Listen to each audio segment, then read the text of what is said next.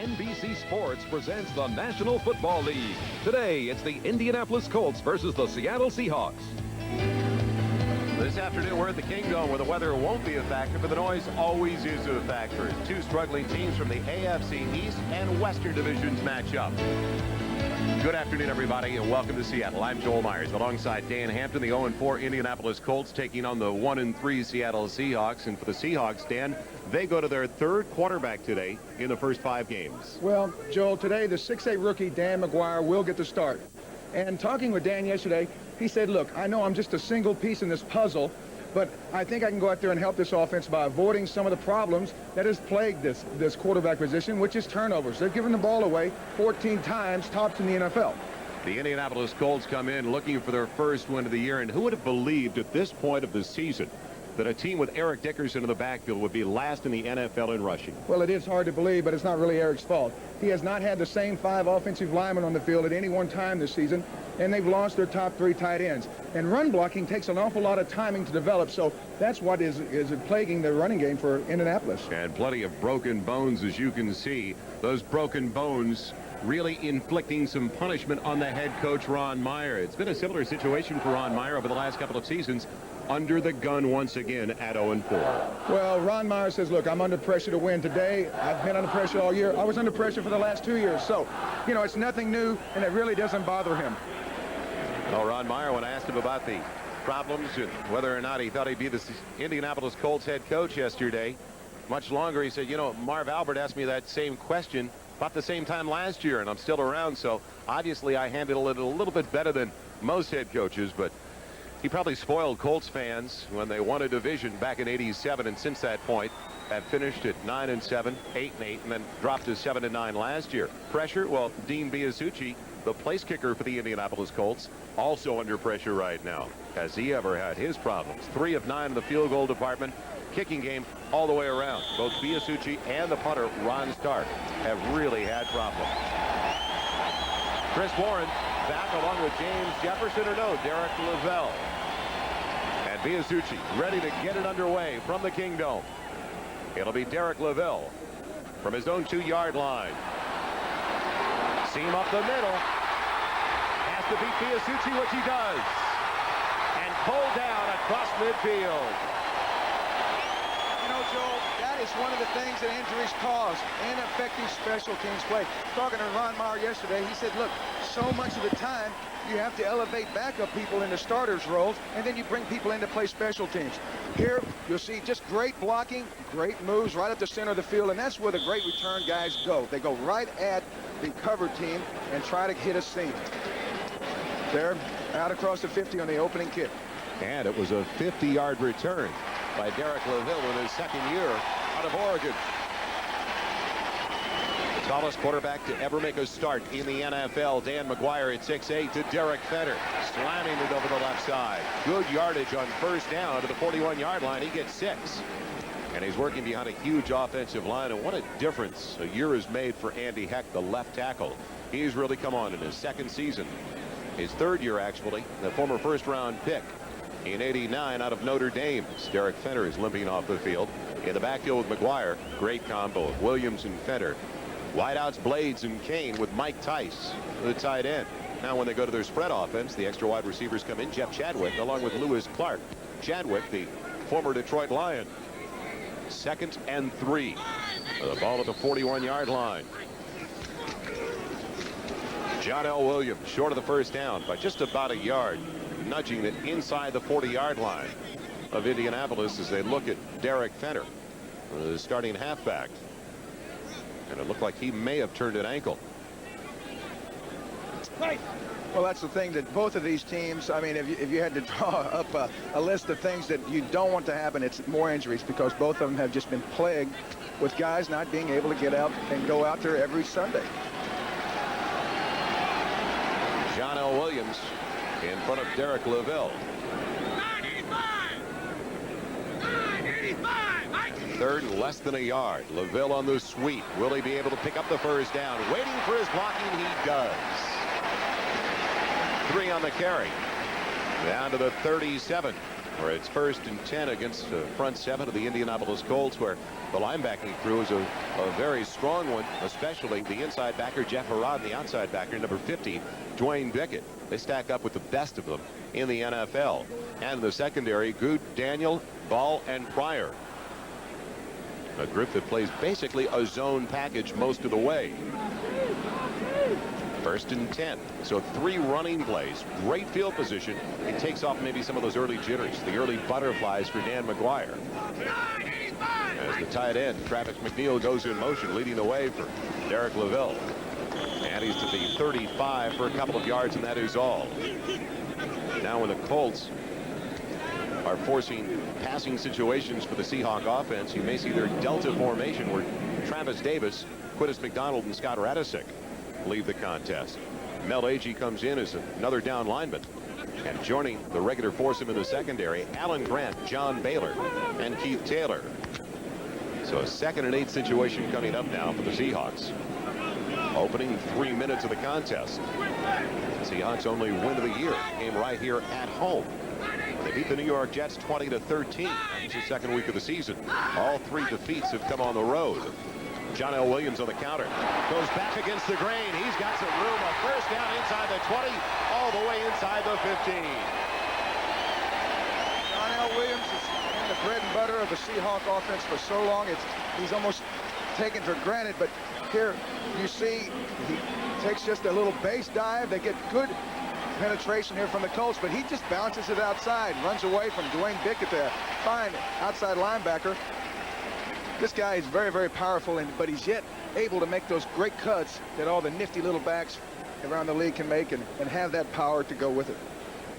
Inside the 20 this year, they really have had problems inside the red zone when you consider they've only got 5 touchdowns 17 times inside the 20-yard line. 5 plays so far for Seattle. 5 rushes so far for Seattle. Make it 6 for 6. John L. Williams. Nothing doing that time on 1st and 10. He gets a yard down to the 11. Well, the Colts came up with a 7-man front there. They know that the Seahawks are trying to protect McGuire. They're not going to put him in an obvious passing formation and let those guys come after him. So, you know, I think that's the key. They've got to be able to run the ball, but McGuire has got to keep the defense honest at certain times. And, you know, Chuck Knox talked about how he feels like this rookie is progressed to the point where he feels comfortable with him at the controls. He doesn't have the entire offense, but he can do anything that they need to do today. 2nd and 9 from the 11-yard line. It won't be the first pass. It'll be Derek Fenner straight up the middle, close to the 6-yard line. 4 on that carry. And it brings up a 3rd and 4. Well, Dan McGuire's yet to throw a pass. They want to limit the 1st and 2nd down passes by the rookie quarterback. So that's exactly the game plan. And let's not forget what happened last week. The Seattle Seahawks didn't run the ball very well. In fact, averaged only 64 yards a game on the ground over the first 3, but picked up 170 on the ground against a very good defensive front 7 last Sunday of the Kansas City Chiefs. Their 1st-round draft choice, getting the call a lot earlier than he anticipated. Told us yesterday, never expected it to come this quickly. John L. Williams up the middle. Touchdown, Seahawks.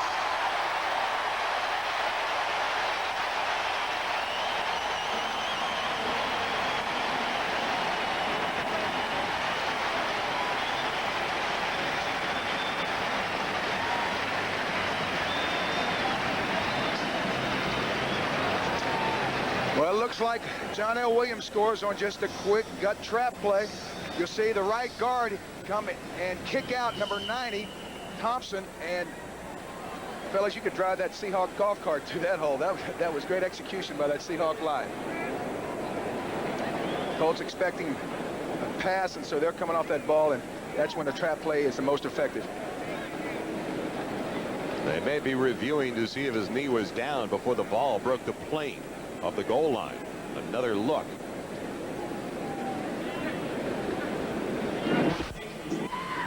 I don't know, Joel. I think it's where the ball breaks the plane, and it looks like he's in. You'll see Bickett coming back, falling back against that trap. Knees down, but it looks like he fell across broke the plane with the ball in his arm. So it's basically how the officials want to interpret that ruling. I think Chuck Knox has a good idea how he'd like to interpret it. Well, the Indianapolis Colts have been playing catch-up all year long. It appears they'll be playing catch-up once again.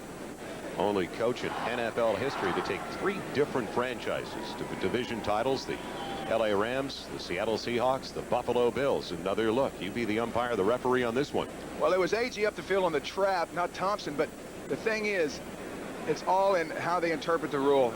I've seen that called a touchdown an awful lot more than it's down on the 6-inch line. But we'll wait and see. You know, they review an awful lot of plays. Maybe sometimes they don't do it the way that everyone expects them to. Thank you, Dick Antak. There we go.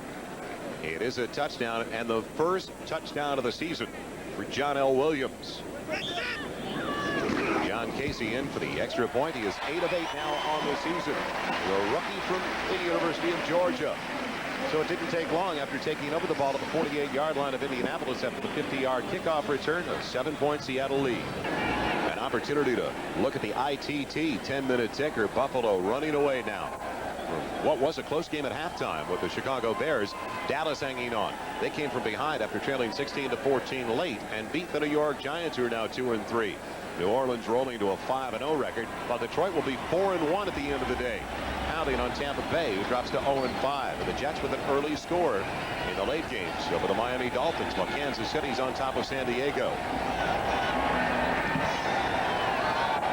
Clarence Verdun back deep along with Alan Grant. It's out of bounds inside the 5. So Indianapolis will start with outstanding field position. 1st and 10 at their own 35-yard line. Jeff George hitting 65% of his passes over the first 4 weeks. Second year out of the University of Illinois. Big offensive line, but a banged up one, as we documented at the top of the telecast. And you've got to watch out for Bubba Paris. He's already taken a couple of those guys out of the offensive line this year. They're missing the man in the middle, though, and that's the one they really hurt without. That's Ray Donaldson, Dickerson, Johnson, the H-back and the running back. Brooks and Hester. The wideouts. Foley leaves when they go to the pony. Clarence Verdun is the extra wide receiver. So 1st and 10 at the 35. They definitely make noise in this building, the Kingdome in Seattle. George throwing on 1st down. And off the fingertips of Jesse Hester. Working on Hunter on the corner. Well, Jeff George told us as he took a shot on the hand as he released the ball that he's been working on the silent count all week long. Well, on that play there, Cortez Kennedy picks up Bubba Paris and smashes him right back into the quarterback. 96, Cortez Kennedy, watch this. Now, Bubba Paris is 335 pounds, and Cortez picks him up, drives him back like, I mean, he's on an exercise bicycle. Now, that's the thing about Kennedy.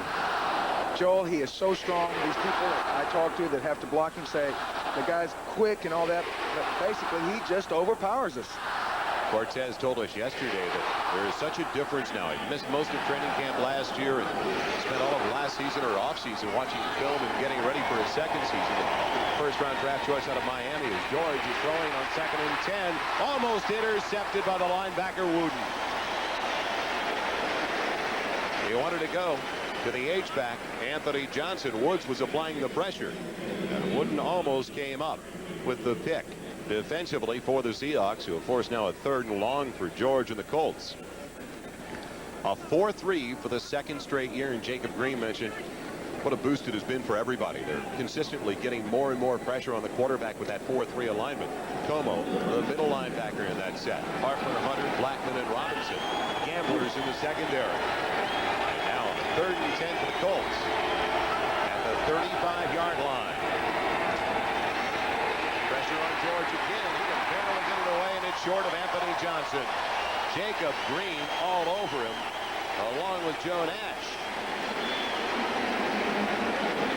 Well, George knows that he's going to have to get that ball away soon, and you'll see Rufus Porter coming around the inside here, and then Jacob Green collapsed in the pocket from the other side, number 79 there. You see Jacob still playing super football that he's been around for 12 years. That's the thing that defensive backs love, is to see a defensive line dominate early. Ron Stark averaging 45 yards per punt, but very inconsistent. Ron Meyer told us yesterday the kicking game has been absolutely awful this year. All the way around to the special teams. He sends out a beauty. High spiral, sending Chris Warren back, and wisely lets it head over his head inside the 10-yard line. It's a touchback, so the Seahawks get it back up by 7 when we return. They'll have it at their own 20-yard line. Sports coverage of the National Football League is brought to you by Pontiac and your local Pontiac dealer. We build excitement. By Miller Lite, it's it and that's that. By Hewlett Packard, keep those ideas coming and we'll keep making them look their best. And by Scope, the best thing first thing in the morning. Welcome back to a sold-out Kingdom in Seattle. Joel Myers and Dan Hampton. The Seahawks getting their first points of the entire first quarter. And they'll wait till their 5th game of the season. On that touchdown by John L. Williams, they've got a 7-0 lead. Derek Fenner jitterbugging his way for 4 out to the 24. Well, they took plenty of pressure off Dan McGuire. In that first drive, 48 yards, all 8 plays were on the ground with Fenner, Derek LaVille, and John L. Williams going the final 6 for the touchdown. Fenner last week against the Chiefs. What a productive day. 76 yards on 15 carries. John L. Williams, 66 yards on 15 carries. But the turnovers, believe it or not, last week again came from the quarterback position. 2nd and 6 now for Seattle. 365. Close to 5. 8 minutes, 45 seconds.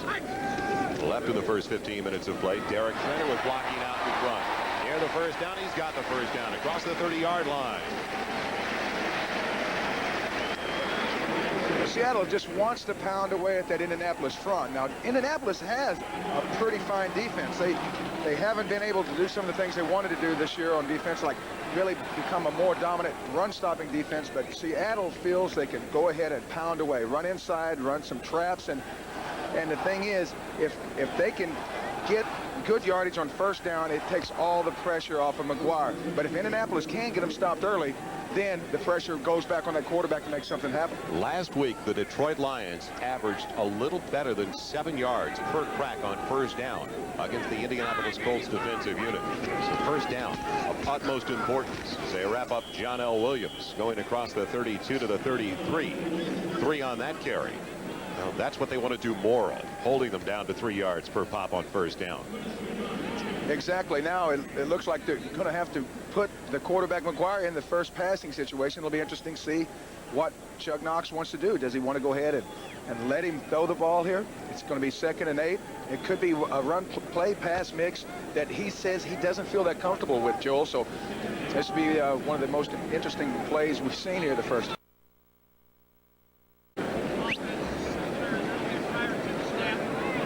Apologize for the malfunction with Dick Hantak's microphone, but it is a mark-off, and I believe you're right, number 76, the right tackle, Bill Hitchcock. Yes. Well, quarterback, too, lifted up early. Exactly. A little bit antsy. Hitchcock subbing for the injured Ronnie Lee, a 13-year veteran out of Baylor, so Hitchcock in there as Lee is one of the inactives for the Seahawks today. Lee may be available next week for Chuck Knox. What a boost that would be for the offensive line. 2nd and a dozen. John L. Williams not going anywhere. So 37 yards on the return. Best field position to start a drive with the Colts now. Their own 41-yard line.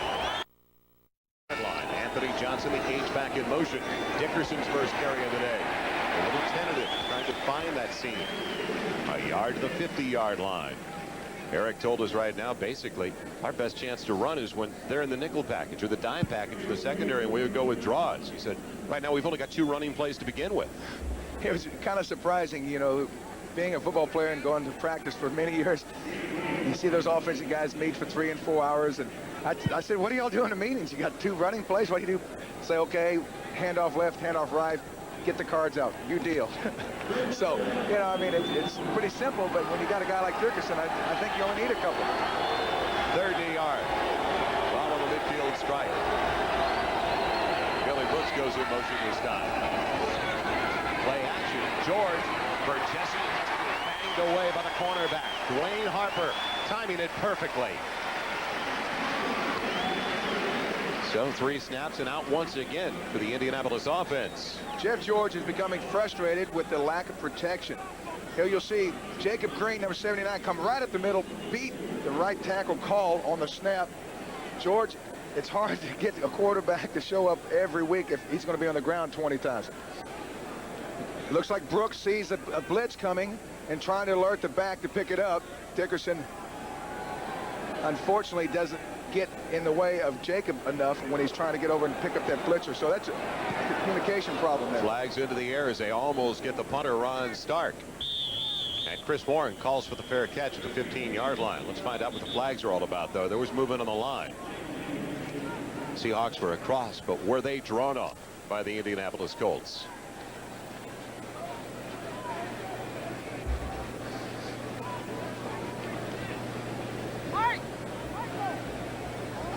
Ron Meyer told us yesterday, I said, Coach, how you feeling? He says, well, how good can you feel when you're 0-4? You may look 40, but you feel 80. And that's the thing about this pressure of winning when you have no chance and you're 0-4 and you're fighting with one arm tied behind your back due to injuries. No matter how well you coach, Joel, it doesn't matter. I mean, if you don't have the players and the horses, you can't run. There was no snap. Is Mike working? There is no play. Very well. We had a false start. Number 39 simulated the start of a play. 5-yard penalty, 4th down. Simulated. Mike Pryor. Big on simulation at the Kingdom today. I hope we can simulate a hot dog at halftime, Joel. So Chris Warren will wait for another punt from Ron Stark. Don't forget they got a lot of pressure on the punter. And the special teams having a lot of problems. Well, some of it is because of the fact that their regular snapper is out. Punted away from Warren. It'll roll out of bounds and an effective one by Stark. As it's at the 11-yard line when we come back. Only 2 minutes, 16 seconds left in the first quarter. One that's been owned so far by the Seattle Seahawks. Get on, get on, get on, get on. Unfortunately, another offensive lineman is down for the Seattle or the Indianapolis Colts, and he's been carted off now, Zephros Moss. So Vanderpool takes over in his position. Another loss on the offensive line. Irv Pankey's already gone. Ray Donaldson's gone for the rest of the season. All 3 tight ends are out. When will it end for Ron Meyer and the Colts? 1st and 10 at the 11-yard line. 7-0 Seahawk lead. John L. Williams stumbling as he accepted the handoff, still managed to get out to the 14-yard line. But last year, if you remember, the Seahawks were decimated by injury at the linebacker position. They've been hit fairly hard as well by the injury bug, but not at the linebacker spot as much as last year. Well, that's the thing. Injuries are going to occur, and a good team knows that you've got to have good backup people to take the place of the player that goes down. But see, the thing is, Seattle's had different injuries in offense, defensive line, linebacker, punter, where the majority of the pause for Indy is all at the same place, offensive line. 2nd and 7. The ball outside of the 14. Veteran Williams again. It's Williams on the bench. Great pursuit down the line. A gain of only a yard. Chip Banks. Check that. It was Harrod there, along with Donnell Thompson, making the hit. As we look at the 10-minute ticker, Raiders get a field goal. Jeff Jager and tie it up on the 49ers at 3 apiece. Still a 4-point lead for the Jets in the first half against the Dolphins. Even in San Diego between the Chiefs and the Chargers. The Rams still clinging to that 3-point advantage and no score in the Valley of the Sun. Phoenix matching up with New England. The surprising 2-2 New England Patriots. 3rd down and 6 with the ball at the 15-yard line.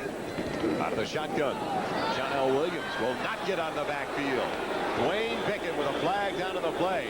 Knifing through for a big hit. Not only that, it looks like they had to try to clip him. So this is even going to be worse for the offense of Seattle. Here, you'll see Pickett coming on the top side of the screen. It looks like what they call a crack block by a receiver. When a receiver misses you, sometimes he just gets in your pocket and tries to screen you. But here, you'll see another look at it. John L. trying to get around the corner here. And we'll see Pickett. It was 89, Blades, like I said, on a crack. And block in the back on the offense. Number 81. Penalty is declined. 4th down. Blade's about 190 and Vick at about 260, so you can see what might be illegal. Alex Waits, his first punt went 40 yards. As Clarence Verdun, one of the very best in NFL history. Career average to start the season at better than 12 yards per try on punt returns. He's waiting for the high wobbler. Verdun will take it back near his own 45-yard line. No blocking. And Verdun down at the 45-yard line. Hunter, one of the first ones down there. The 44-yard punt by Waits. Good hang time, enabling the special teams to get down there and cover. First and 10, good field position again. The Colts offense to operate from. Dickerson on the delay. Can he turn the corner? Yes. But still only gets about 3 on the carry. And now a flag down. Probably a late hit on that sideline. Well, the Colts have the best field position thus far, and they're going to go ahead and try to pound with Eric a little bit and get George a chance to get his air back in that pocket, because he has just been punctured by this Seahawk pass rush. Well, the penalty going against Indianapolis, a team that has not been penalized all that much this year. They've already had a couple of flags thrown against them today, though. Holding. Offense, number 81. 10-yard penalty. Repeat the down. First down. Well, the Colts, they have not been penalized a lot. And when you see an 0-14, Joel, a lot of times you think, these guys, you know, they're jumping off sides or committing turnover, personal fouls. They're doing a bunch of things like that. But here you'll see they're the least in the league at getting penalties. And that shows you good coaching, sound fundamentals. And that's why, you know, you say, you know, Ron Meyer, he's not a good coach, and his staff isn't good. Bull. I think if you can't keep healthy players, you can't get the guys to win. That is the end of the first quarter of play. The Seattle Seahawks in their opening drive marched 48 yards for the early lead. It has stayed that way. A 7-0 Seattle advantage after the first 15 minutes.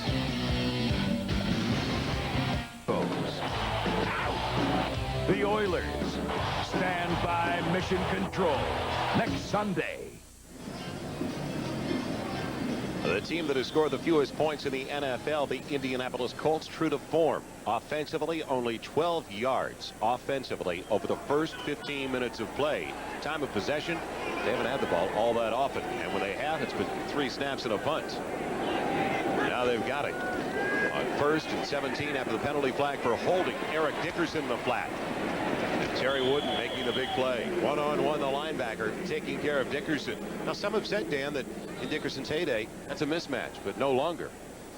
Well, the thing about Eric is he was always known as a slashing type of running back, a guy that could put a little juke on you, but mainly just run through some of the arm tackles. But Dickerson is a little bit different player now than he was 2 years ago, and I'm not going to be the one that says he's slowing down. I think you can become more effective in other ways.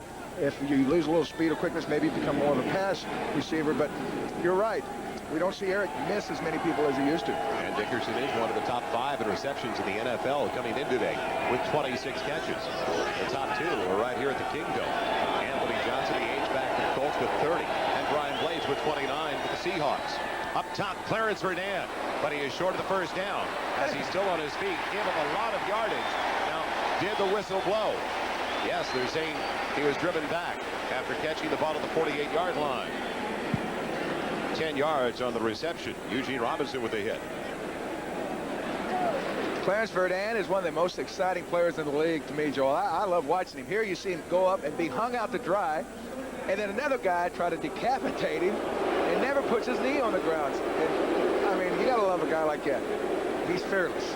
Well, Jefferson actually got him low. Como tried to take care of him high. Jeff says, what kind of day is this going to be? He thinks there's a cloud over the stadium right now. Timeout called by George and the Colts. We'll take a break as well with 13 minutes and 21 seconds left in the first half. When we come back, 3rd and 3 coming up for the Colts.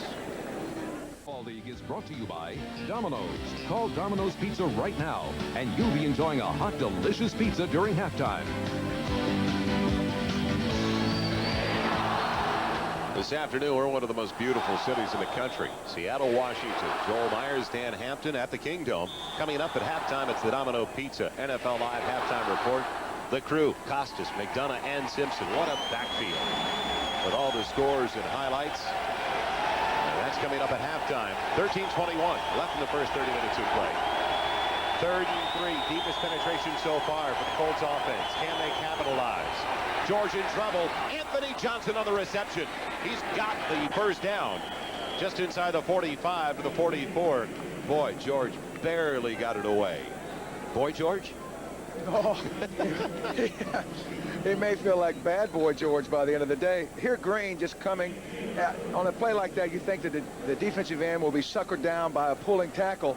But Jacob Green is one of those guys you can't fool a 12-year veteran on a play like that. He almost has such a fine nose for the football. He may be part Basset. I tell you what, I've watched an awful lot of football over the years, and he is one of the guys I admire an awful lot. Great player for a lot of years, and that's the trick. A lot of years is a hard thing to do. A first down for the Colts at the 44 to Layden Dickerson. Forget it. Wrapped up by Cortez Kennedy. We watched a lot of film yesterday of the defense yesterday morning at the Seahawks training camp. And was Kennedy ever impressive? He took 2 and 3 at a time. Well, Cortez, we talked earlier in the program about how strong he is and how he overpowers people. Once he gets his whereabouts and his quicks, he could be pretty scary here in a year or two. New Orleans now 5-0 as we look at the Fram 10-minute ticker. And Miami has taken their first lead of the day over the Jets in New Jersey. And the Rams still clinging to that 3-0 advantage. The 1-3 Rams. Colts coming off their first down. Now have it at the 44, 2nd and 10. And it's batted in the air. Intercepted by Jacob Green. The lineman's dream. He's got it. Yeah. I think that's Jacob Green's 5th interception.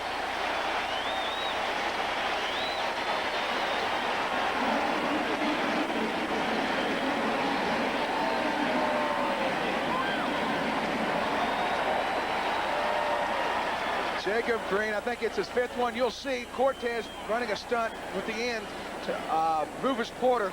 Porter comes up untouched. Excuse me, it's Tony Woods, number 57.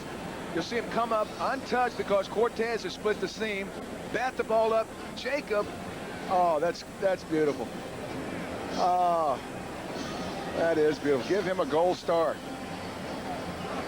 In his 12th year from Texas A&M, Jacob Green takes the deflection, the pass by Jeff George, and gives the ball back to the Seattle Seahawks. But that is an interception that will be accredited to Jeff George, but it was an offensive line breakdown. He had a guy right in his face that batted the ball. So, you know, when you talk about a quarterback and his stats, so much of the time it's pointless to belabor the obvious here, but the thing is, George is a lot better than some of the stats that he has to put out. They're still working on that right hand.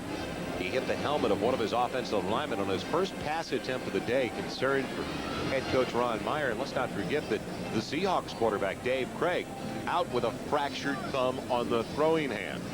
Well, I talked to Dave Craig yesterday, and he feels real good about it, the way he's coming back with his thumb and the strength. But that's the thing those quarterbacks have to deal with. And as an offensive lineman, you've got to protect them from that. You've got to take a stronger stand on the line of scrimmage and get those big bull rushers shut down. Give that quarterback a chance to go ahead and step forward and follow through with his hand without fear of hitting a helmet, because you can put a lot of quarterbacks out by just getting yourself too far back in the pocket and letting their hands hit you in the head and maybe break a finger or a bone. And you can see it's a cut finger for Jeff George's throwing hand. That was the 3rd career interception for Jacob Green. He's got to be really depressed, though, because the first 2 went for touchdowns, Dan. Oh, I had my numbers wrong, but I never had one. 1st and 10. Seattle's got at their own 43-yard line. McGuire throwing on 1st down. Dump off to John L. Williams. And Williams still on his feet in bounds. Inside the 45. Gutty effort by the former Florida Gator. We talked about John L. able to make those quick little cuts that all the great little backs do, but he's got the power. Here, comes off of his primary, hits John L. on a little swing pattern, a spin, pirouette, then just starts running over people. He goes at 5'11", 230 pounds. Came into the game with 16 receptions after catching 73 last year. That was 3rd best in the AFC. Under 11 minutes left in the first half. 7-0 Seattle. They've got a first down at the Indy 44. Williams breaking tackles again, bouncing to the outside for another first down at the 30-yard line. I'm telling you, Joel, this guy is a headache with a face mask today. He's knocking people out. But, you know, the thing is, Indianapolis has some good personnel. But the thing is, that anytime you're 0-4 and you get started off in a bad mode like that, it's hard to reverse trends, and your pride is not there, your enthusiasm. And that's really a lot of the things you have to play with in defense, pride and enthusiasm. And in Indianapolis, they look flat right now. 50 of those 74 yards on the ground for the Seahawks. Coming for John L. Williams on 10 carries. 14 on that last drive. 1st and 10 at the Colts 30.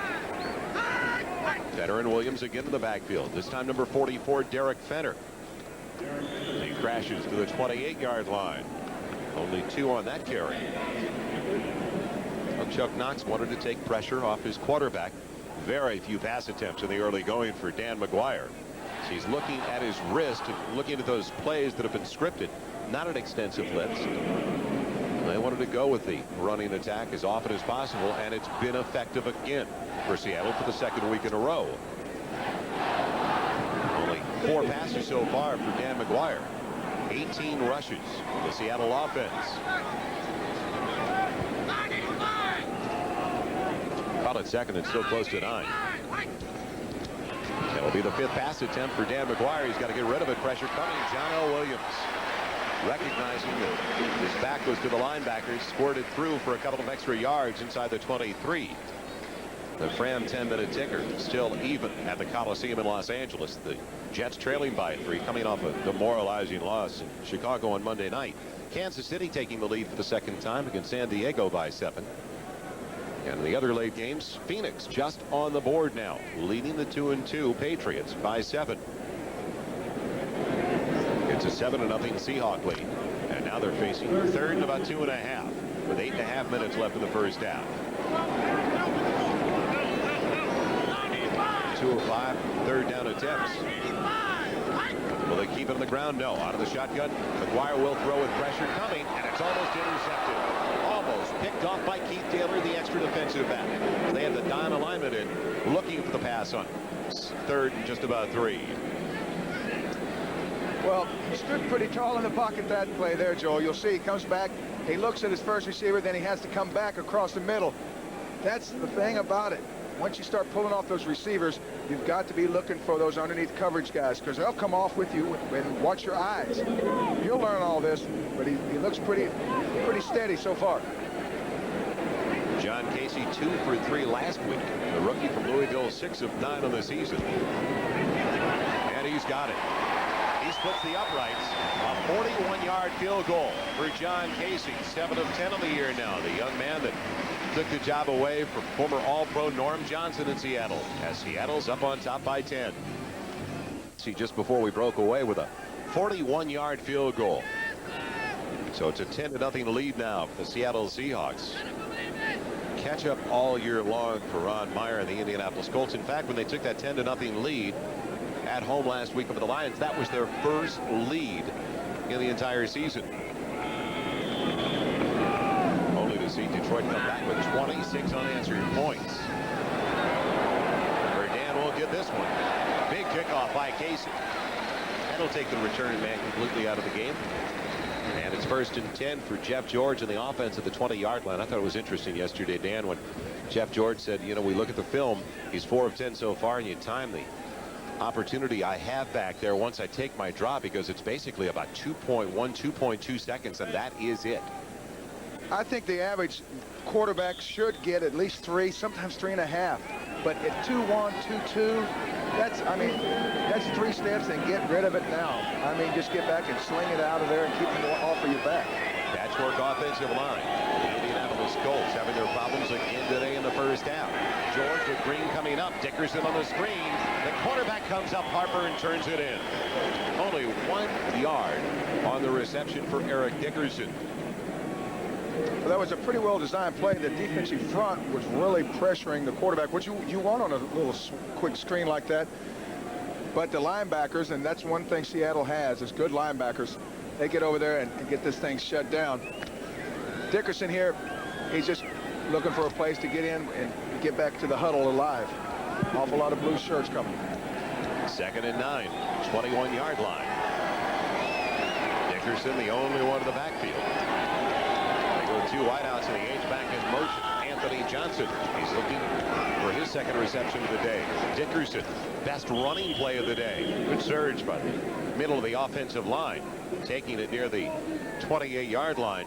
Last week, a career low for Eric Dickerson. Only 17 yards on the ground on 13 carries. He did move past Franco Harris, but that ranks at the bottom of Dickerson's days. Buffalo, 19 yards back in '87. You see the 5 worst for Eric. He said, if we just had the offensive line we had back here a couple of years ago, we'd be unstoppable with the ground game. Well, that offensive line also had Chris Hinton, who's now with the Atlanta Falcons, who went in the deal that brought Jeff George here. Andre Rison also went in that deal. Dickerson won't get the first down on 3rd and 2. A punch delivered up the middle. And that was Joe Nash. Joe Nash. Joe Nash has a knack for making big plays, and he's the kind of guy that comes in on certain downs and distance. There, he splits the center left guard gap in a short yardage penetrating defense, stops Dickerson cold. Dan, when they were in the 3-4, Joe Nash was a staple. He was automatic. He started every game on the nose. In '84, he went to the Pro Bowl. He had a super year. Chris Warren waiting for the punt from Ron Stark. He's back at the Seattle 30-yard line. They're going all out. High wobbler, returnable type. Warren, they set it up to the far side, giving up ground. Does he get a block? Yes. Warren with a picket fence down the sideline. He goes. Still inbounds inside the 20. He'll take it the distance. Touchdown, Seattle.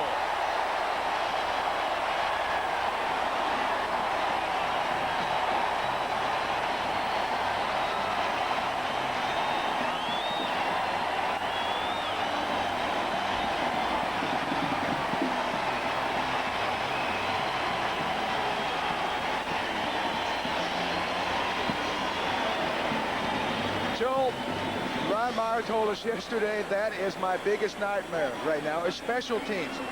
Here you'll see Warren, 42, come back against the grain. They had the perfect picket fence set up.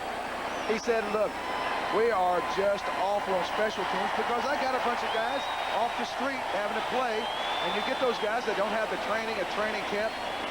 It goes from bad to worse, and as well as the Seahawks executed on that play, you just got to think that Indianapolis is overmanned in that department. They are now going to watch it over again. It's going to be reviewed of an instant replay to see if he actually did go out of bounds on the sideline.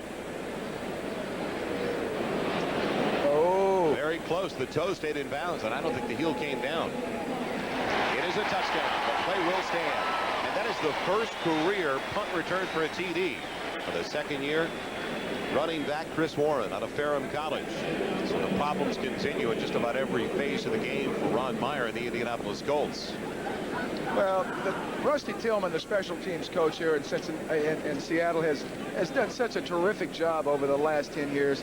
I remember coming in here in '84, and their special teams was awesome. And now it looks like he's got them cranked up again. There's Rusty Tillman. His special teams had problems, though, last week as well. It is still a touchdown. It will be reviewed by the Supreme Court before the end of the day, and we'll get that final tabulation in for you. We get Clarence. Don't ask Prospect Thomas for a decision on that one either. I feel I'm unable to make a judgment on that. 5:49 left of the first half. 10 points. Will it be 10? Casey drilling it through the upright. So 10 points in the second quarter. Over the first 4 weeks, the Seahawks scored 10 points during the second quarter over those 4 games. And now they lead it by 17 over the Colts. NBC Sports coverage of the National Football League is brought to you by Coors Light. The Silver Bullet is the right beer now. By AT&T, the right choice. By Toyota and the all-new totally redesigned Camry. Toyota, I love what you do for me. And by U.S. Air. Every time we fly, everything we do, U.S. Air begins with you. The 1-3 Seattle Seahawks all over the 0-4 Indianapolis Colts, 17-0. The score now with under 6 minutes left in the first half. Will Verdun bring it back? No. Another boomer by John Casey. And a chance to check the Fran 10-minute ticker. The finals in from the early games. Buffalo pulling away in the second half to pound Chicago. Had to put that in for you, Dan. 35-20. Dallas by 5 after trailing late 16-14. Beating the New York Giants. New Orleans 5-0 now, while the Detroit Lions definitely a surprise over in the NFC at 4-1. And Tampa Bay at 0-5 as well. Raiders leading by 3 at home over the 49ers. Well, it's a 3-point margin in New York. Kansas City leading by 7 still in the first half at San Diego. Well, it's all even between the Colts, or rather the Cardinals, and the Patriots. The Colts, they've got problems. Out of the shotgun on 1st and 10 from the 20. Time finally, and a completion to Billy Brooks across the 40 at the 42-yard line. When in need, go to the reliable one, Billy Brooks. Well, if you went home and looked at Jeff George's telephone and punched his feet down for emergency, it'd say 80. Brooks. I did the game last year, week 8. They went to Billy Brooks down the stretch to beat the Eagles on the final play of the game. George finds some time. Good job, and Kennedy gets it from behind. Cortez Kennedy. It will not be a sack because he is across the line of scrimmage, just across the 41 to the 42. We used to talk about rushing the passer. Today you're seeing the Seahawks collapse the pocket. They are just coming in waves here at George, and he does a great job of stumbling, bumbling, getting off out of the pocket. George gets rid of it. It's complete to Clarence Verdun. He's got a first down. Stepping out of bounds at the 48-yard line.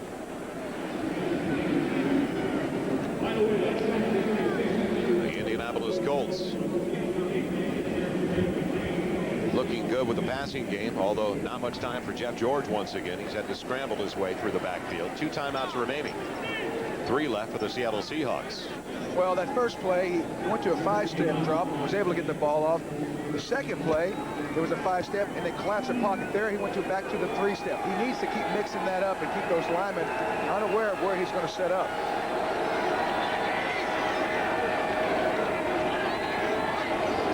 It's skipped back to George, who did a nice job of the ground ball. He's got a man for Dan, and it's another first down inside the 30. Down to the 29-yard line.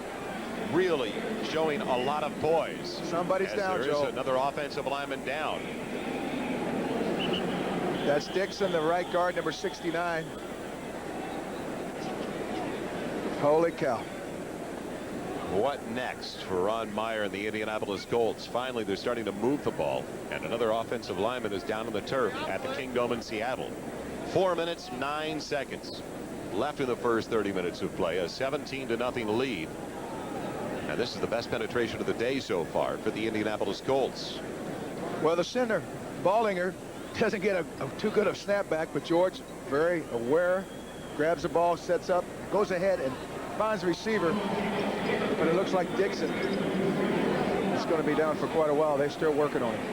They're just a great long square out here. And that's the thing about this offense. If they had those big offensive linemen healthy, and they talked all summer about one of the strengths they felt they had going in was that great big wall. They talked about how they average well over 300 pounds per man in the interior 5 unit. And then here 5 weeks into the season, they are just basically taped and patched together with, you know, some guys that they didn't count on. So you can see glimpses of an offense that can really be effective, but the injuries just keep handcuffing them. So they still tend to Randy Dixon, 6'3", 300-pounder, in his 5th year from Pittsburgh. Let's see if we can pick up the injury to Dixon. Well, he's the right guard. You'll see him in the center of your screen, number 69, blocking against Nash, number 72, on a nose. And then it looks like Jacob Green coming down on an end twist. He gets caught up in the trash there, and it looks to be his right knee got caught in that twist. Now, Dan, I know you are not all that fond of artificial surfaces. And when you try to plant in certain situations, you don't have that room for movement, that little bit of give that you would get from a grass surface. And it couldn't help. Not only that, when you plant, if you're planted, you might as well put bolts down, because that field it's a beautiful stadium, but I'd much rather play in the parking lot, because that field is very hard. Yeah, it's hard as Chinese arithmetic. I mean, you don't realize it until you go out there and you fall on it 70 times a game. And when you do, I mean, if you walk away, you're going to be sore. A lot of guys don't have a chance to walk away. They get carried off, like Mr. Dixon here. It's not good. Zephros Moss was carted off the field. Back to the locker room. Not available for the remainder of the half. We've yet to get an update for the sprained knee for Moss. And now more bad news for Randy Dixon, another member of the offensive line. So the problems continue for the Indianapolis Colts. You'll see in our circle here, you'll see his right knee planted, and it looks like it just collapsed. That's a little bit more serious than a sprain. First down for the Colts at the 30-yard line of the Seahawks. Their best penetration. Can they capitalize over the middle? Anthony Johnson's got it. He pops it. It's fumbled. It's free. Still on the ground. Verdon's after it. Does he get it? Yes, he does. Clarence Verdon gathering it back at the 26-yard line. So they lose just about 6 on the fumble, but fortunately hang on to the ball. Glasgow caused the fumble. But George, standing in there tall against this Seahawk rush, it's just pounding him. He finds Anthony Johnson, who's leading the league in receptions as an outlet receiver. There he gets stripped of the ball. And who but Verdon comes up with it. This guy's got fly paper for hands. He doesn't drop it or let go of it when he gets his hands on it. They'll spot it finally at the 25. Known to his teammates as CNN because he doesn't take a break. He likes to talk a little bit. It's a calf injury for Randy Dixon. We've just learned from the Indianapolis bench. And we are having problems once again with the referee's microphone. Mike and Dick Antak.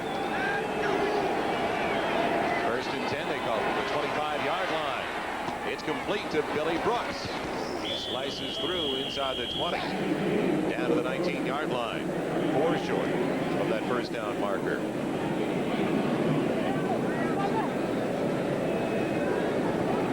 Well, Ron Meyer's under pressure to win, but this is a completely different kind of pressure. This is one that'll put you in the hospital if you're not quick at getting the ball away. Here, he's just trying to get away from those big linemen. Delay to Dickerson on 2nd and 4. Indecision. Flags down to the play. And Dickerson down short of the first down. Looked like he had room to bounce to the outside, but he just got caught for a second. Robinson in on the hit, but it looks like it'll be a holding at will on the Colts. So the least penalized team in the NFL coming into the game has now picked up their 3rd flag already in the first half.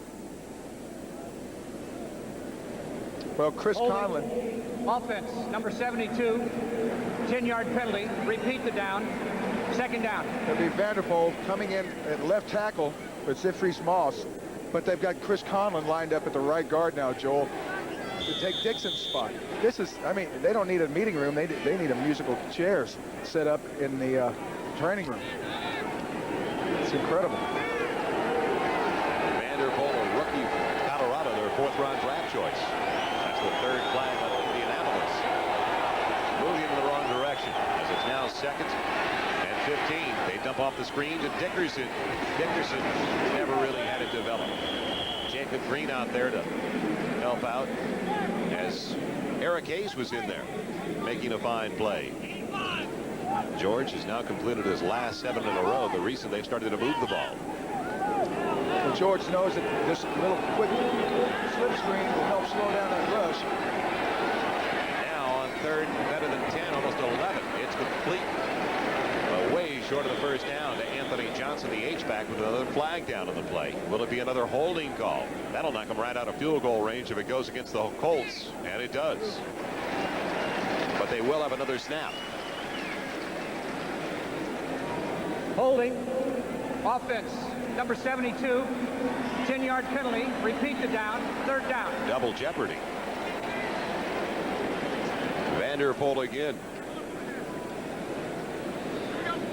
But Tony Wood just got to be making sure he'll say his prayers tonight, having a guy that's normally a right tackle come back over to the left tackle, and you've got a 17-point lead.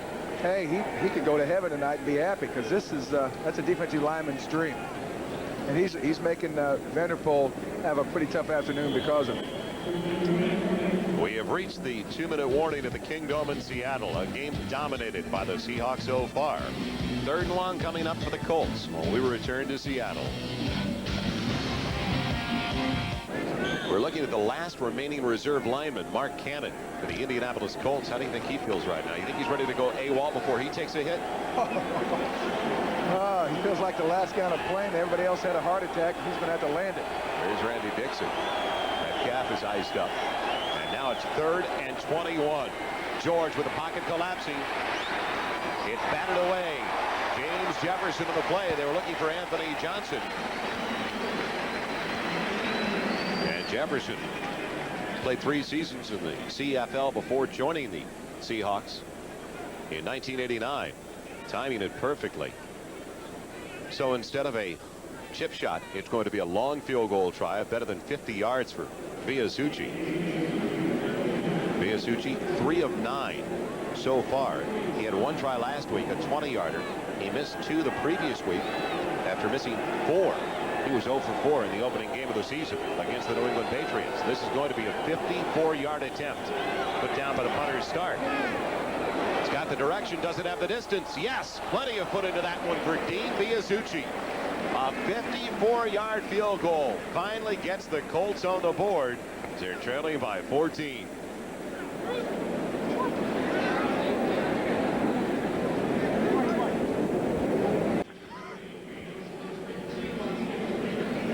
Welcome back once again to the Kingdome.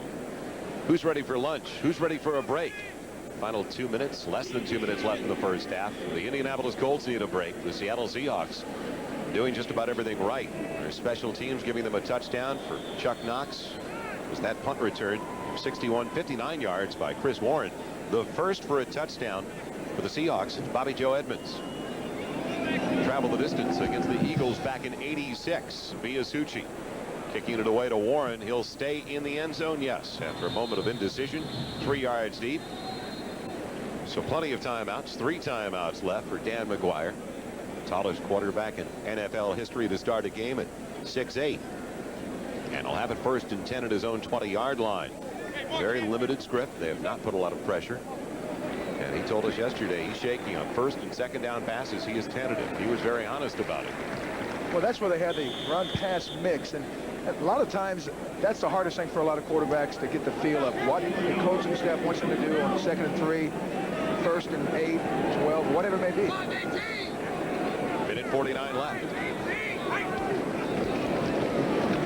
Derek Fenner. Blockers out in front for 5. Up to the 25-yard line. Looking at some of the late scores now. On the Fram 10-minute ticker. Halftime lead for the Raiders over the 49ers. The Jets pulling away in the first half of the Miami Dolphins, leading by 11. Kansas City up by 7 at San Diego. The Chargers looking for their first win of the year for Dan Henning. And quickly, we update you with another touchdown for the Los Angeles Rams, leading the Packers by 13. The Cardinals are on top of the Patriots by 7. 2nd and 5 now, the 25. The clock continues to move. 65 seconds left in the first half. John L. Williams going nowhere.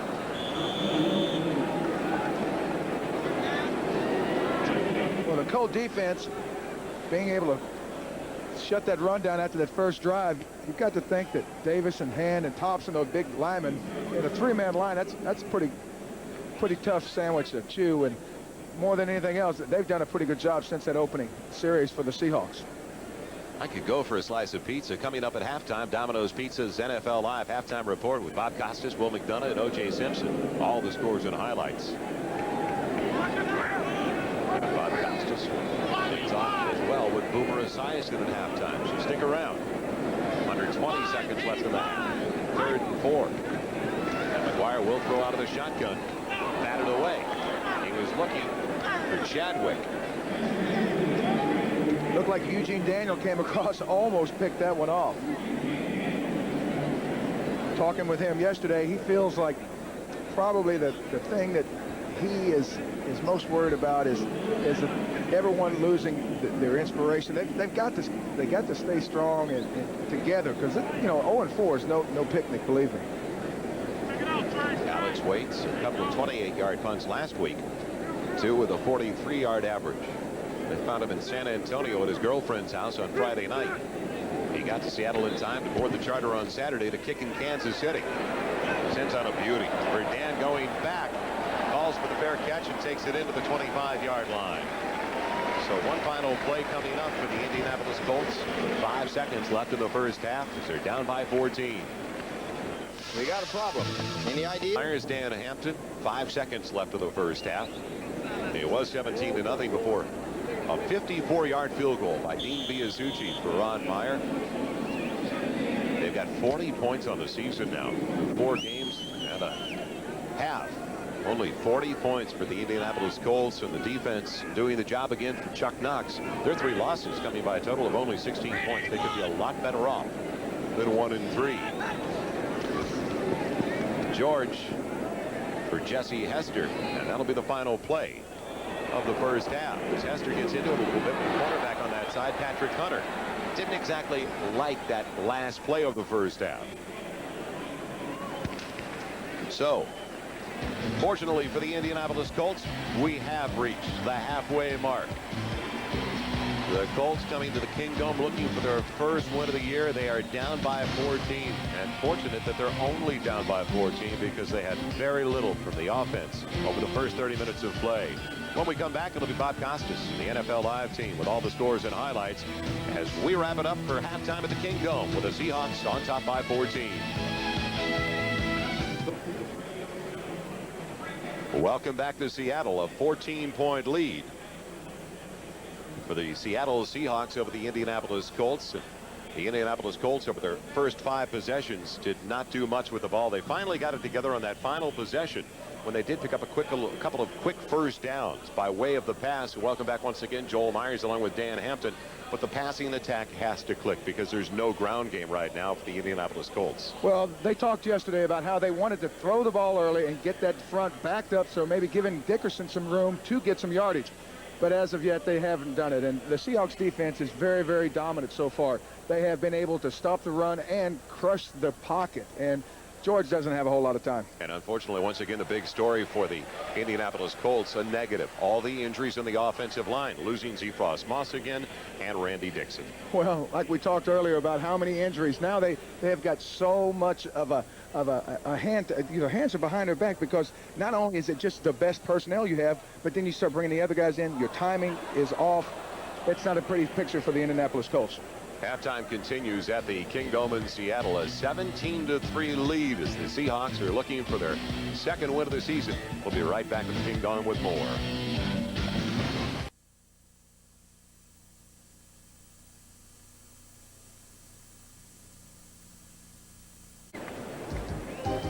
Welcome back once again to the Kingdome in Seattle. Joel Myers and Dan Hampton. A 14-point bulge for the Seattle Seahawks over the Indianapolis Colts. Let's look at the 2 plays that made the difference for the Seahawks.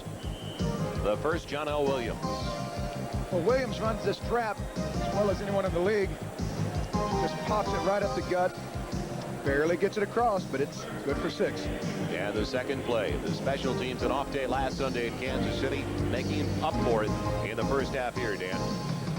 We've talked at length about how well the Seahawks special teams have performed over the years. This is indicative. They bring this thing the whole way back, and that's something that, it's kind of misleading. You look at the score and you think that the Seahawks are really pounding them. You take this play away, they're within 7. So a 59-yard punt return for the touchdown for Chris Warren. The Keystone halftime numbers, total yards, fairly even as the kickoff of the second half is underway, and Clarence Ferdinand will bring it out 2 yards into his own end zone. Was it a wise decision? Well, he's 3 short of where he would have been, actually 4. And he stayed in there with the touchback. It'll be 1st and 10 at the 16-yard line. And before the Colts offense takes the field, we'll look at the Hurts 10-minute ticker. Finals early today. 15-point win for the Bills. Dallas by 5 over the Giants. As the Giants are having their problems in the early going this year, New Orleans thumps Atlanta, winning by 21. Tampa Bay 0-5 now, while the Lions are 4-1. In the third, the Raiders by 3. The Jets leading by 8. Kansas City doubling up on San Diego. The Chargers look for their first win of the year. The Rams pulling away from the Packers now in the third quarter. The Cardinals up by 7 over the New England Patriots, who go in with a 2-2 mark. First and 10 for George and the Colts on the shotgun at their own 16-yard line. So statistically, things not all that bad on the ledger sheet for the Colts, as it's almost picked off through the hands of Bertan. The linebacker was diving for it, and the linebacker coming up a little bit short on that was Darren Como. Well, it looks like Indianapolis realizes they better get in it now. They're going to be out of it. And they come out in their pony offense, 4 wideouts. They've said, hey, we know we can't run. We're just going to go ahead and take some shots at you. George trying to hit a crossing pattern here. Got to be able to catch those. George in trouble, and he's down. The sack. That was Rufus Porter, 4th year from Southern. He went undrafted out of college, signed as a free agent. So Porter with an early sack, the second sack for the Seahawks this afternoon. Well, the Seahawks coaches know that Rufus Porter is their sterno. He's instant heat.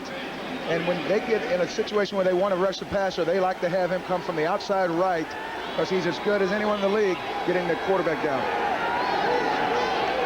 George throw out of his own end zone on 3rd and 22. No. And Dickerson barely gets it out of the end zone. Almost the second straight week where the Indianapolis Colts suffered a safety. Dickerson was stopped in the end zone last week by the Lions. This time it's just outside of the goal line.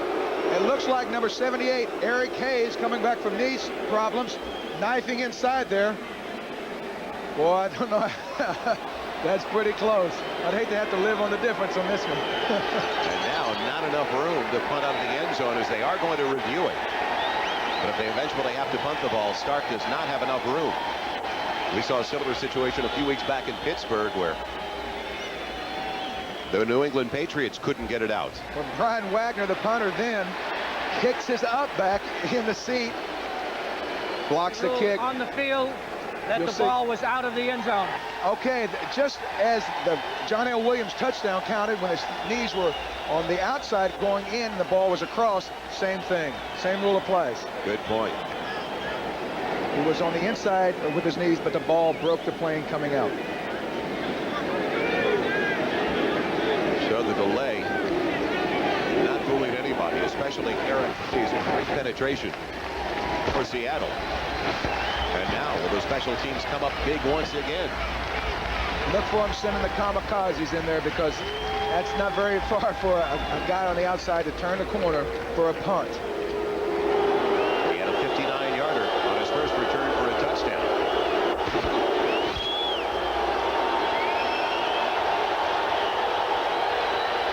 Now can Stark get it away from his own back line of the end zone.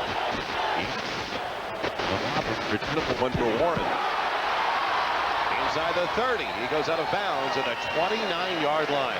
So the first offensive series of the second half of the Seattle Seahawks, who are already on top by 14, will start from the Colts 29. A lot of times you think if you can come out and be aggressive and make something happen. There, I guess the staff for Indianapolis said at halftime, forget the run. We're going to come out and try to throw the ball. When they did that, it sent a clear message to the Seahawk defensive coordinators. Hey, let's come after these guys. The sack, and then, of course, the near safety puts them in a big hole. Fenner and Williams. And Jeff Kemp is the new quarterback. So McGuire lasted a half. As Fenner, both to the outside, turns it inside the 25, down to the 23. So Jeff Kemp takes over at quarterback. Over his 3 starts, he had 53% of his passes. The negative, 6 interceptions in that 3-game span and 2 fumbles. And that was the reason they made the move to Dan McGuire, but Kemp is back in there. Well, there's no question they needed some balance to the attack. They only had 27 yards of passing over the first 30 minutes. Well, when it became obvious, they were trying to run the ball, just nothing else, just go ahead and pound away. I don't care who you are, you can stop that by just putting men on the line of scrimmage. You've got to get them back. McNeil, the tight end in motion. Fenner again. Breaking tackles for a first down. Close to it at the 19. John Hand almost had him in the backfield around the ankles. He broke through. He got 5. Does he have enough? No. Just short of the first down by inches. There you'll see Fenner with Brian Millard, their fine right guard. But I don't care how good your offensive line is. If they start putting 7, 8 men up on the line of scrimmage as a defense, hey, you're just pounding your head against the wall. You've got to have a quarterback head and mix run, play passes, and keep those defensive players honest. Jeff got very honest after the interceptions and fumble last week. He said, I was making rookie mistakes, and I'm an 11-year veteran. It shouldn't happen. 3rd and inches. Fenner going over the top for the first down near the 17-yard line. John Hand in on the stop. But it is 1st and 10.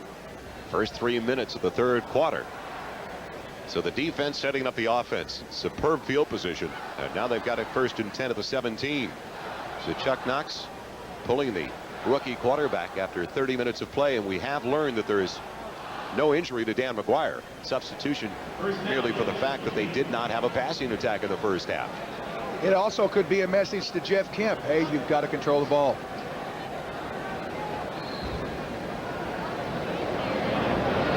And throwing on first down. Has time, has a man. It's complete to Tommy Kane. Kane still on his feet to the 10-yard line. He gets just about 7 on the reception. Well, here you'll see Kemp go ahead through the progression that quarterbacks have to go through. He's coming back. He's looking left. He sees Blades is covered. He goes to the second guy, which is Kane coming across the middle. Number 81 there. You'll see. Then he just tries to get upfield for as much as he can get. But that's the thing. A quarterback has to go through this progression. Kemp, very smart, very accurate. He just has to get the ball into the receiver's hands, not the DB's. 2nd and 3 at the 10. John L. Williams. He's near a first down. Well, an interesting move by Chuck Knox, and a lot of different ways to look at it. Are they trying to throw a curveball possibly to the Indianapolis Colts, who were probably preparing all week long for Dan McGuire? Well, that's true. A lot of defensive players tell you, well, we don't prepare for any one quarterback or player. We just do what we want to do. But that's not true. They know that if McGuire is going to be the quarterback, they don't really have to worry too much about nickel and pass skeleton problems. They want to go ahead and make sure they commit to. So, got the call. McGuire couldn't move the ball. On the 1st and goal carry, he won't get out of the backfield. Coming up, the defensive back with a flag down on the play, the strong safety Michael Ball. And there was a flag thrown in the offensive backfield. Will it be a hold? Yes. Against the Seahawks.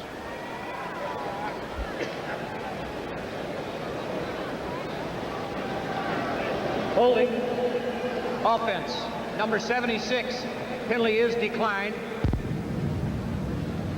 Bill Hitchcock in his first year out of Purdue.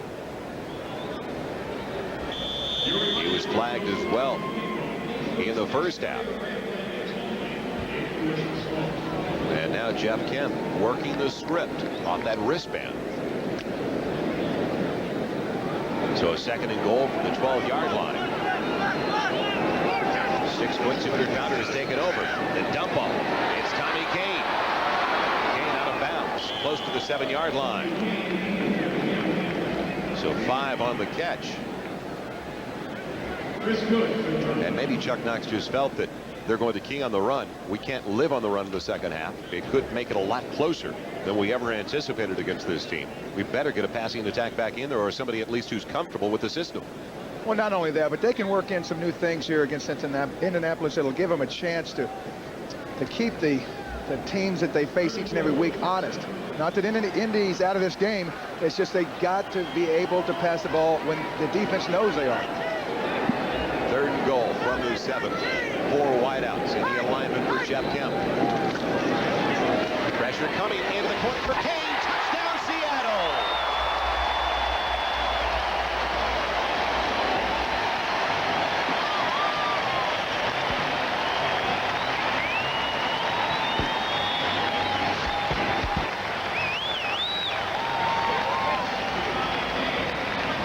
Working one-on-one against the free safety, and he beat Mike Pryor. Tommy Kane is a big part of their passing attack, but here Kemp, after last week throwing an interception in the end zone, this week he goes to the smart choice, a guy that has single coverage and has beaten him to the corner. That's the thing you've got to do. You can't throw the ball into coverage. Casey in for the extra point. And now a 21-point lead for the Seattle Seahawks on the 7-yard toss. Kemp to Kane. It all began on a sports coverage of the National Football League is brought to you by the new Mazda. Mazda, it just feels right.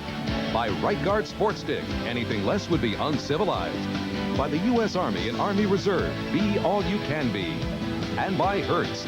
We never forget who made us #1. We're Hertz. We're America's wheels.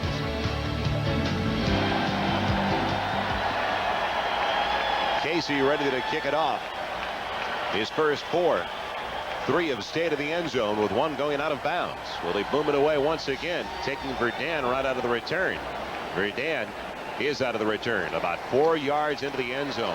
What a big factor your place kicker can be when he does something like that regularly. Casey coming through again. Bad enough on the offensive line for the Indianapolis Colts, and you see those 2 names on the bottom. They were lost in the first half. Zephros Moss, the offensive tackle, out for the rest of the day with a knee injury. A calf injury to Randy Dixon. All 3 tight ends that started the season, Beach, Bruton, and Cash gone. And I'm surprised he's got hair left. I know it's turning gray for Ron Meyer. But it can't get any worse. And well, it can. The wave has started around the Kingdom in Seattle. So now the noise is a factor for his offensive unit. Down by 21 points. Well, Jeff George said they worked on the silent count, but you can work on it all day. It remains to be seen how effective they'll be. 9 minutes, 10 seconds left in the third quarter. 24-3 Seattle. They have matched their largest output offensively with their 24 points already.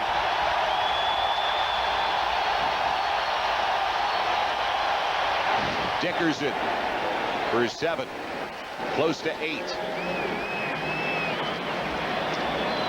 Maybe that will put an end to the wave. Well, that's a pretty good call by Meyer, knowing that Seahawk front's going to be coming after Jeff George to slow him down with the draw. They're going with the hurry up after the stop was made by Rufus Porter. George going deep for Verdun, and just a little wide as he was working with the cornerback Patrick Hunter. This patchwork offensive line is giving him a little bit better protection there. He had at least 3.5 seconds. So it'll be interesting to see if they can continue that. Third quarter this year has been a quarter dominated by the Seattle offense. Going into the contest after the first 4 games this year, Seattle has outscored the opposition 37-3 in the third 15 minutes of play. You can hear the Seahawk chant in the background. Third down. And a couple. Will Dickerson get it? Yes. Big hole. Jacob Green sliding to the outside. The linebacker not filling the gap on that side. And an opportunity to check the Hertz 10-minute ticker after the first down carry. Eric Dickerson, and we'll do that right after the snap of the hurry-up offense of the Indianapolis Colts. First and 10 from the 36.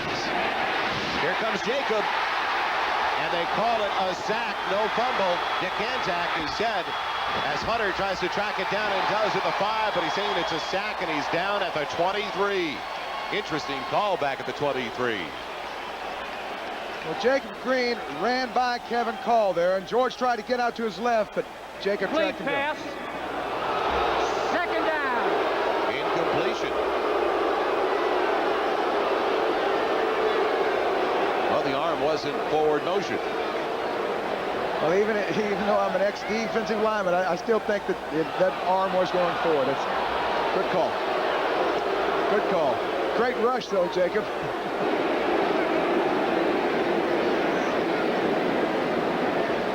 So it's back to the 36-yard line. A huge break for the Colts and George. It'll bring up 2nd and 10. Jacob Green still talking it over. with Dick Cantek. And now we can look at the Hertz 10-minute ticker. At the Coliseum in Los Angeles, the Raiders are 2-2, trying to bounce back from a setback of the Falcons last week and make some noise in this building, don't they? Jets now by 11 over the Miami Dolphins. Offensive problems continue for Dan Marino and the Dolphins. Kansas City has their lead trimmed to 4 by San Diego. Rams still on top by 13, while Phoenix clings to that 7-point advantage over New England. By instant replay, play stands as called, incomplete pass, second down. Popular decision here at the Kingdome.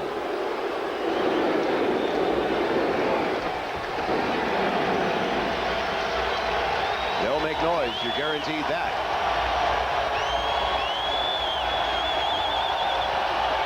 And of course, it's just tee-off time now for the down lineman.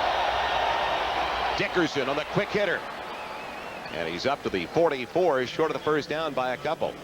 Good play call. It was a quick trap right up the middle. Brian Baldinger goes to the right. They get the right guard, who is Chris Conlon, who came in for the injured Dixon, number 66. It's a good play because what it does is stop those defensive linemen from just teeing off. Slows everyone down. Another injury, this time to the Seahawks. We'll get an update on that when we return to the Kingdome. A scary moment for Eric Hayes and the Seattle Seahawks. Well, Hayes getting him upfield, being trapped here. He rolls against it, and Bubba Parrish, number 79, falls across his right ankle. I think that's the third guy Bubba's put out in 2 weeks for his team. Hayes headed to the locker room. Now it's 3rd and 2, and George is throwing. Best protection he's had all day for Verdun.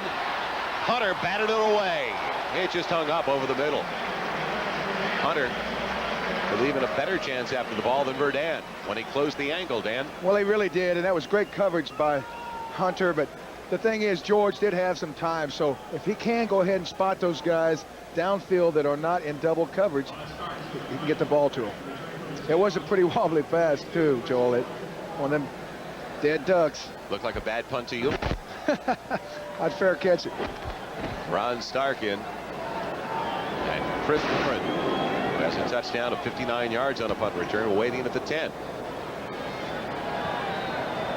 Warren from his own 8.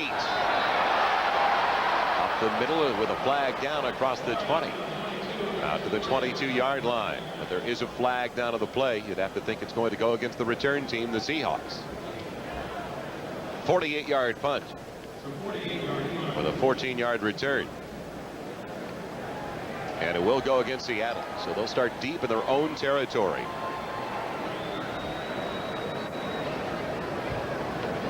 Illegal block on the return, number 29.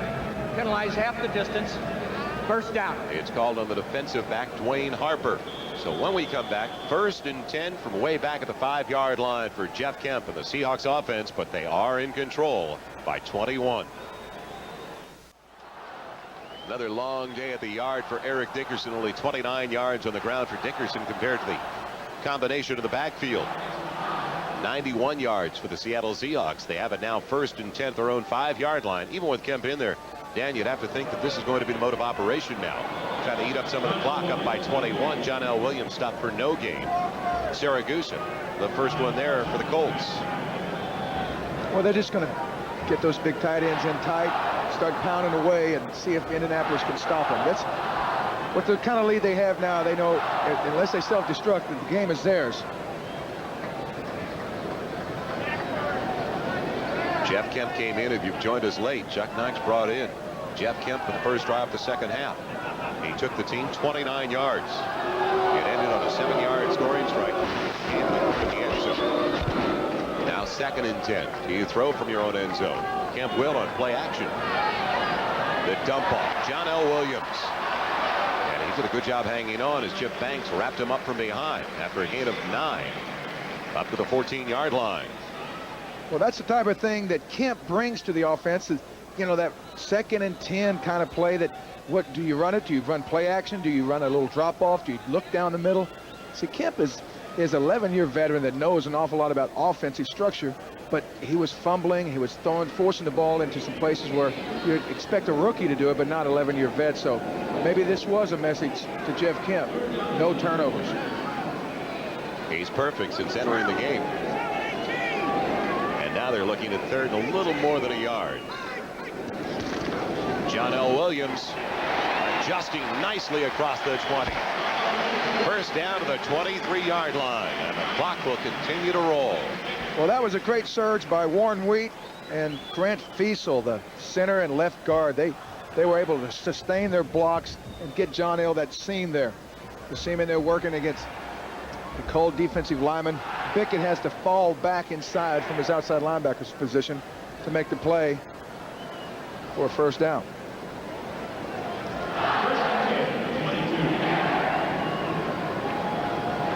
Under 5.5 left in the third. First and 10 outside of the 22. And Kemp again on play action.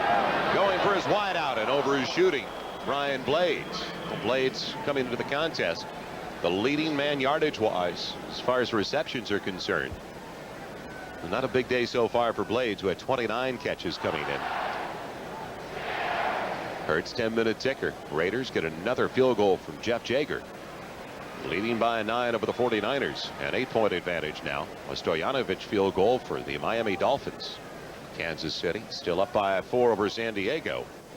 And in the other late starts, it stays the same in Anaheim and Phoenix, or at least Tempe, Arizona. Second and 10. Fenner and Williams still in the backfield. Williams can't get it. Off the fingertips of the running back. Good coming over the cornerback.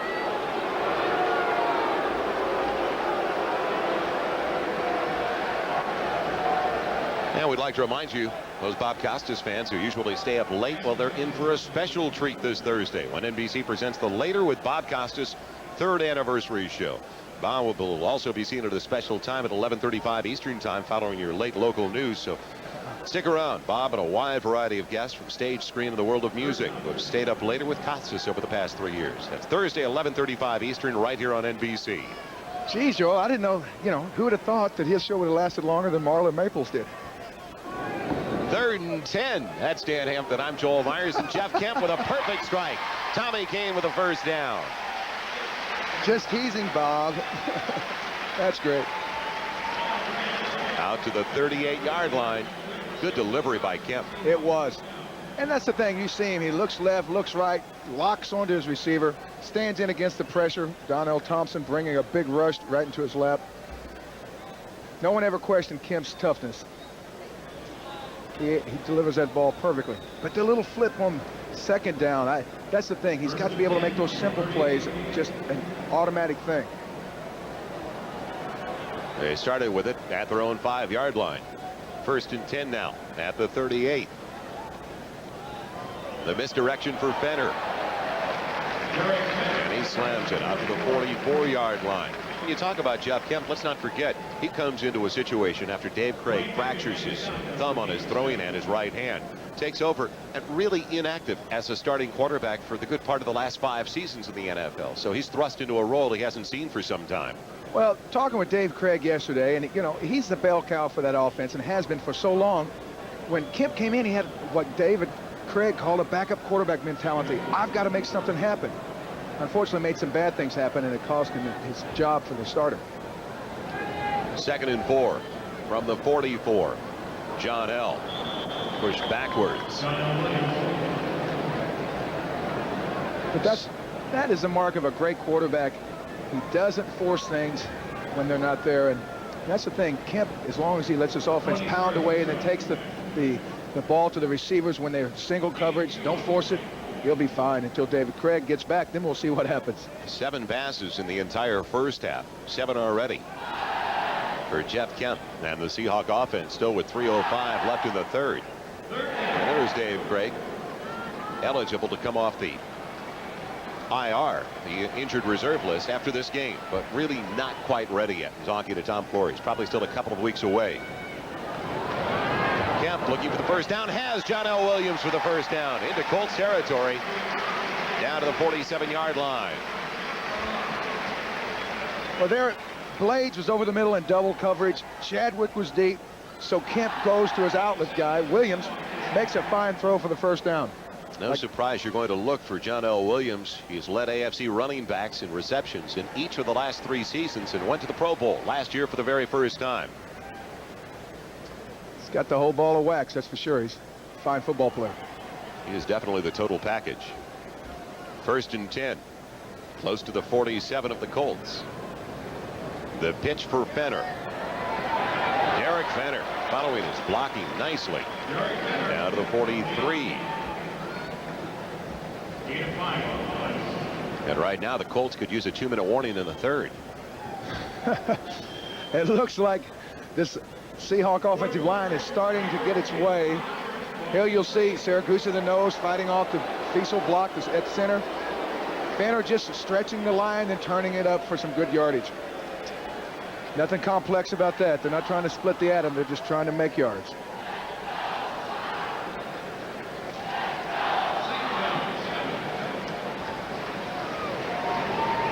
Second and 7.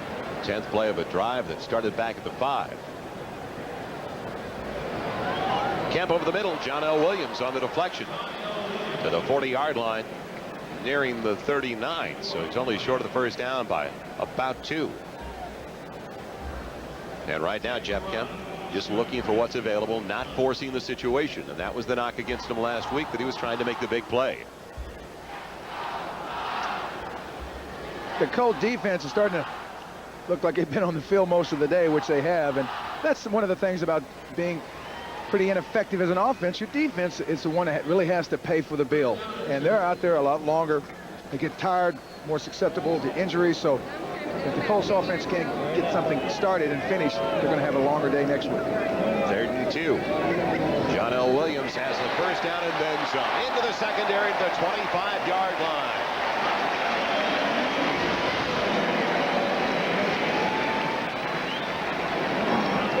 Well, John L. just hits it, a quick little pop right over the right guard. You see, they're just trying to get the defensive line to stretch out, get those linebackers running, and then let a good back like Williams cut behind it. Another injury to the Indianapolis Colts, this time on the defensive side. Real team leader Jeff Arad, who leads the team in tackles this year. He's in his 4th year from Mississippi. When will it all end for Ron Meyer? Well, the owner, Bob Irsay, said that if it would make a difference, he would consider moving his offices from the Chicago suburb of Skokie, Illinois, to Indianapolis to see the day-to-day operation of the Indianapolis Colts. Well, he needs if he could suit up and put on pads, I'd say that was a good decision. Well, that, or he should move to the emergency room at the local hospital. See if he can find out how many more guys will be checked in. But this isn't pretty, folks. You see what on paper was a fine football team just slowly disintegrate right before our very eyes due to injuries. It's not because the players don't want to and the coaches don't coach good. It's just injuries. And like Eric Dickerson said, there's some kind of voodoo doll with our number on it. So the team leader in tackles in each of the last 2 seasons, as well as this year. As you can continue to add to that list now, Jeff Arad hobbling off. Broken bones, it's a broken record. 3 plays and then go out and pick somebody up. That'll be the final play of the 3rd quarter, and already on this drive, the Seattle Seahawks have held onto the ball better than 7 minutes. The end of 3 at the Kingdome. A 24-3 lead for the Seahawks, and we'll be right back after these messages from your local station.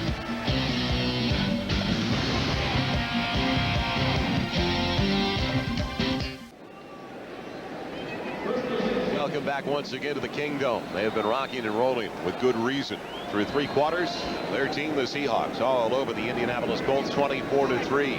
1st and 10 of the 25. Fenner on the pitch. Breaking tackles. He gets 8 on the carry. Down to the 17-yard line. And don't forget, coming up tonight on NBC, following this afternoon's contest, Dan, I know that you're going to try to get an opportunity to see it. If not, I know you will have a tape ready at home when you arrive. But the Adventures of Mark and Brian, they play the dating game tonight on the Adventures of Mark and Brian. Erie, Indiana, then Man of the People, Pacific Station, and then She Was Gone. Joel, I think we ought to have a new NBC series, The Adventures of Joel and Dan. And guess what? I think I'll direct it. Problems. Not good. The censors would take care of it before it ever made air. Second and a couple. Fenner hurdling for the first down. Well, This drive is better than 8 minutes long now, Dan. this drive is wore down that front for Indianapolis, and you can't blame them. You can't stay out there all day. You've got to have a chance to get your air. But they're getting in that Brown with the power wing over here with 2 tight ends and stretching that front and just pounding right at them. It started back at the 5. Unfortunately for the Colts, it continues at the 12, where it's 1st and 10. They have converted all 3 of their third downs to keep the drive going. Hampton very efficient. Guiding the offense, John L. Williams inside the 10. Chip Banks into the stop. Well, they've got Travis McNeil in the game at tight end, and of course 87 Mike Tice. They're over in like a power wing formation, getting those guys on those linebackers, and they are just pounding away. And now Radisek is down. Former Bill linebacker Scott Radisek in his 8th year out of Penn State. The latest to be hit and down on the turf at the King Dome for the Colts. 13:15 left. We'll be right back to Seattle. NBC Sports coverage of the National Football League is brought to you by Liberty Mutual. We're our customer's advocate at Liberty Mutual because we understand the costs involved. By Shit Tracer, it traces every curve on your face. By Kentucky Fried Chicken, nobody's cooking like today's KFC. And by Holiday Inn. Stay with someone you know. Call 1-800-HOLIDAY or your travel agent for reservations. Fortunately, Scott Radisek is okay, but shoved by an offensive lineman, he ended up at the bottom of that last pile. Led the Colts in special team tackles last year. They're going to run out of bodies pretty soon. Hampton, are you available? Fenner on the carry to the outside. Will he make it in? Yes. Touchdown, Seattle.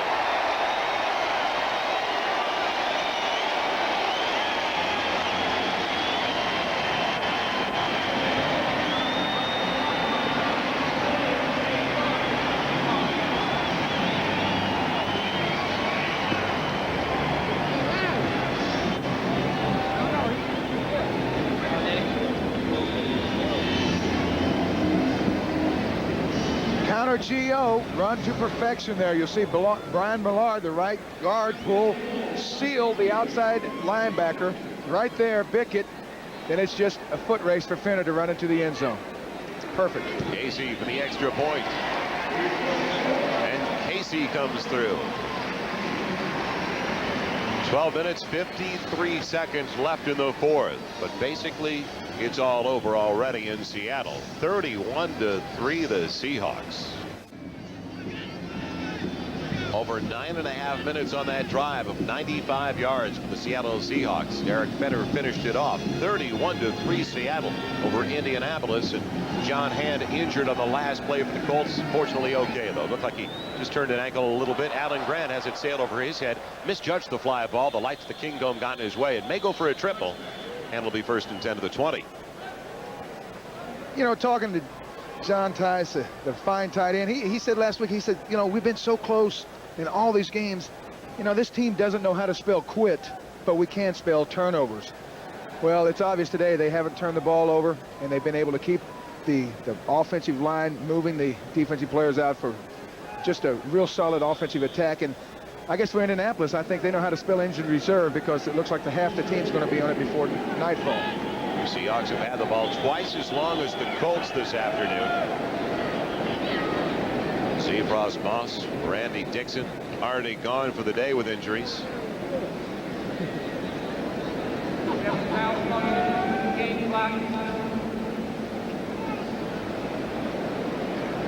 Ron Myers probably telling Dick Antek, forget about it, just play. Yeah, keep it going. Well, you can see it's been that kind of day for the Indianapolis Colts. They wish there was only 1:46 left. Well, yeah. There we go. It's like 1/46. Yeah, pretty good. So like me, kind of like a broadcaster / ex nobody. Ex has been. Well, there should be 12:46 left. An agonizing development for the Indianapolis Colts to add 2 minutes to the clock. sorry, Colt fans.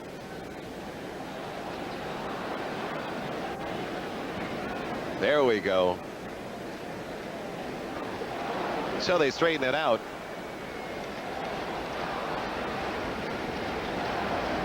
And it gives us a chance to look at the Schick Tracer 10-minute ticker.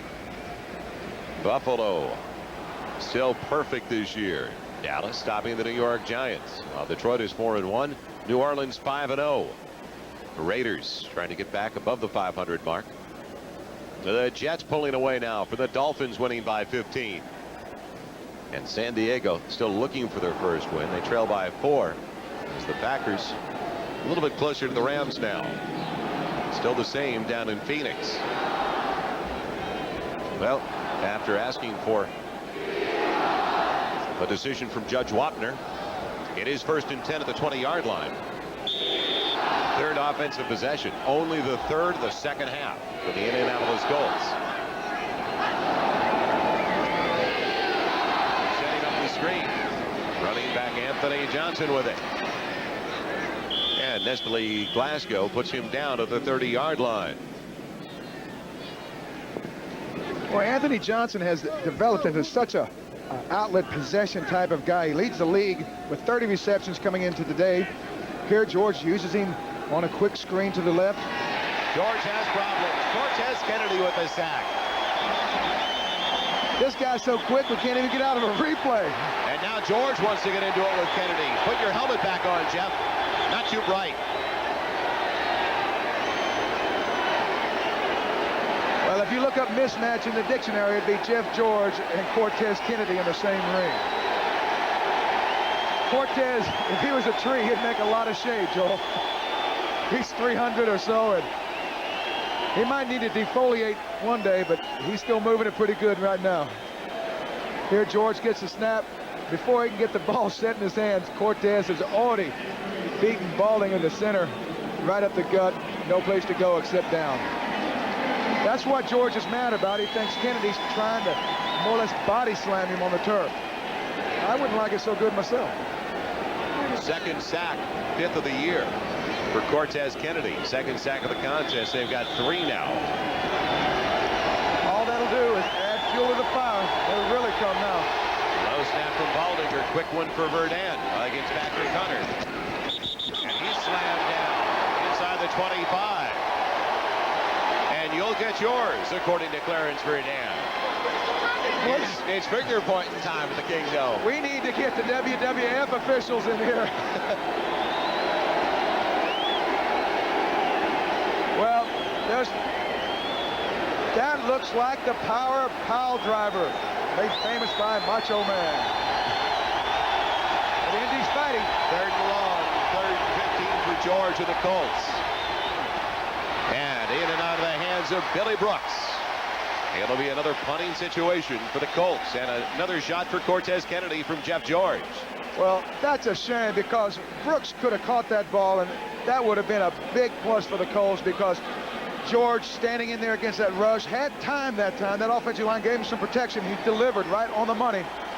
Couldn't come up with the catch. That's a shame. Here you'll see he's back in the pocket. Those defensive linemen held up at the line of scrimmage. Got his 3.5 seconds, was able to hit that deep curl. Stark hangs up a high one for Chris Warren. Warren doing a nice job. Breaking tackles, fumbling the ball forward, and the Colts get it.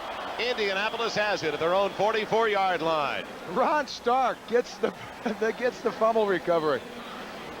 This thing. Oh, the Keystone Colts are coming alive. Here, Warren weaves his web right up through the middle and then gets stripped from behind, which is usually where it happens.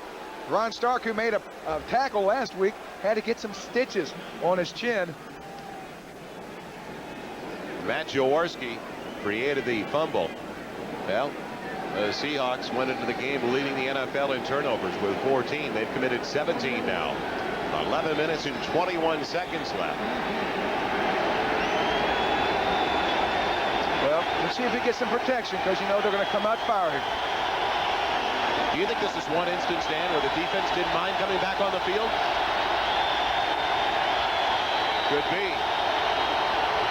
Dickerson on the quick hitter. He fumbles. Did the Seahawks get it back?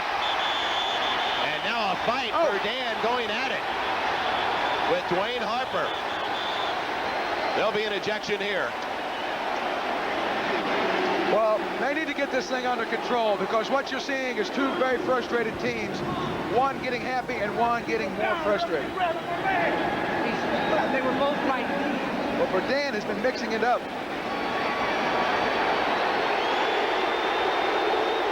Now, don't forget, Verdun was slammed to the turf by Patrick Hunter. This time, though, he got into it with Dwayne Harper.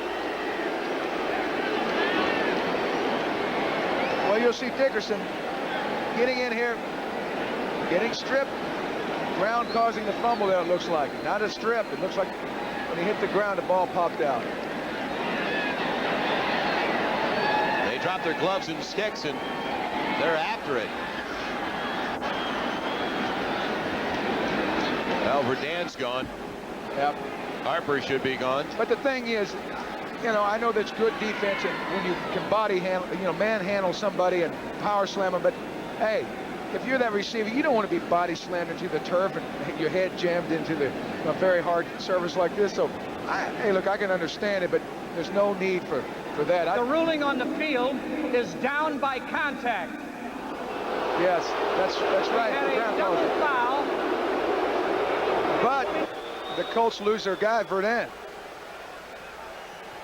A double foul after the play with an ejection of number 83 from Indianapolis and number 29 from Seattle. Both are ejected.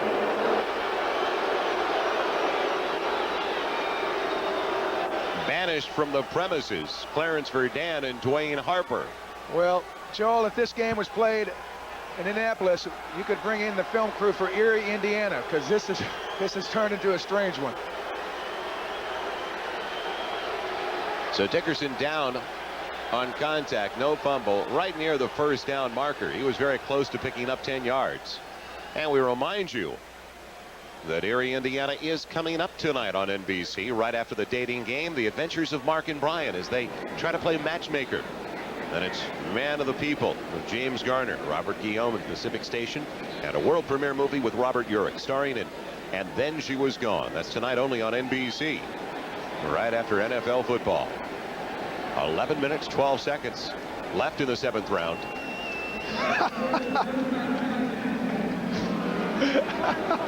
At the Seattle 47. So he gets 9 on the carry. It'll be 2nd and a yard. It looked like Dickerson was down anyway. Yeah, I agree with the officials. It was a ground caused the fumble. It wasn't stripped.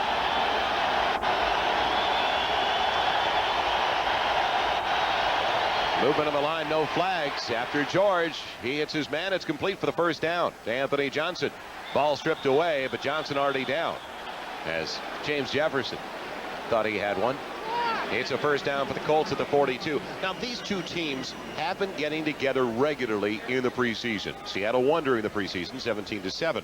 But it's not a bitter rivalry. They don't get together in the regular season. In fact, they've only met twice in the history between the two franchises in the regular season. Well, not up until now, because I think things have taken a change, you know, a different tack here.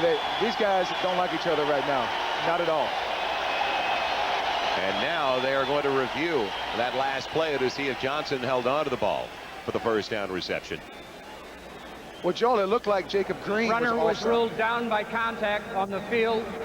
The play is being replayed. Well, look at it and see what the officials can see. Oh, it looks like good catch, and he got down. Then was stripped after he released the ball.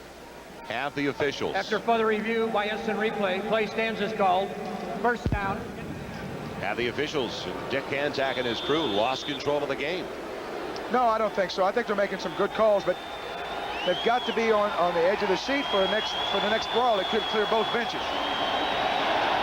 George out of the shotgun on first down. Over the middle, Jesse Hester with his first reception of the afternoon. He's close to another first down. Well, George is getting some time. He's still getting some licks, too. There, Jeff Bryant, number 77, comes around the corner, kisses him right when he releases it. 2nd and 2. inside the 35. Pocket holds up, and it is a first down to Billy Brooks inside the 30 down to the 29.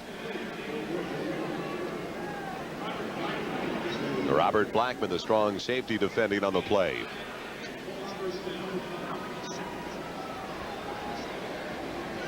This telecast presented by authority of the National Football League and is intended for the private use of our audience. Any rebroadcast or other use of this telecast without the express written consent of the Seattle Seahawks and the National Football League is prohibited.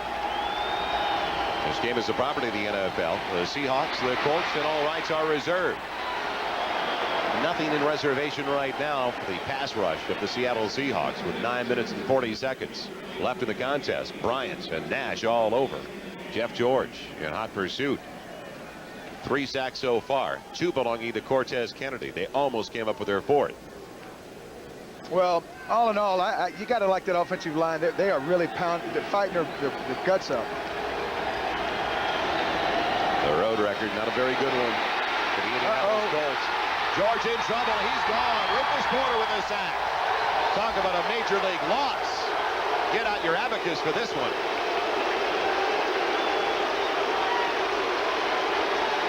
Those aren't boos. Those are rue for Rufus Porter.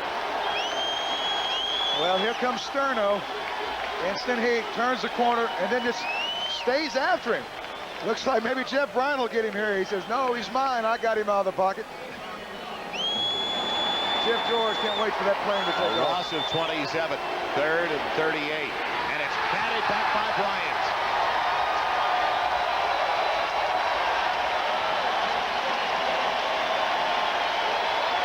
He's not frustrated, though.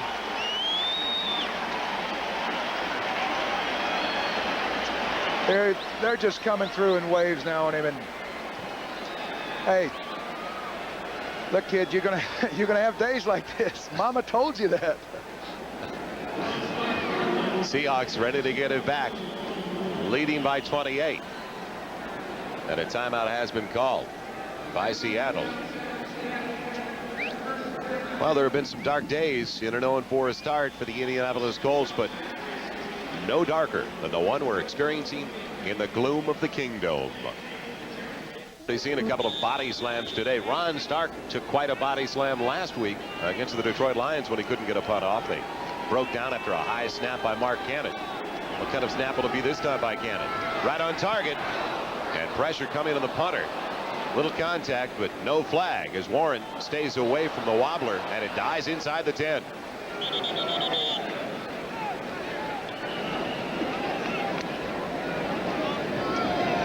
Stark getting a little pressure. Just kind of, as we said, oh, come on. Oh, boy, these guys, they'd messed up a 3-car funeral today. They didn't follow through. He's worried about that pressure. Joe Kane, reserve linebacker, is down for the Seahawks.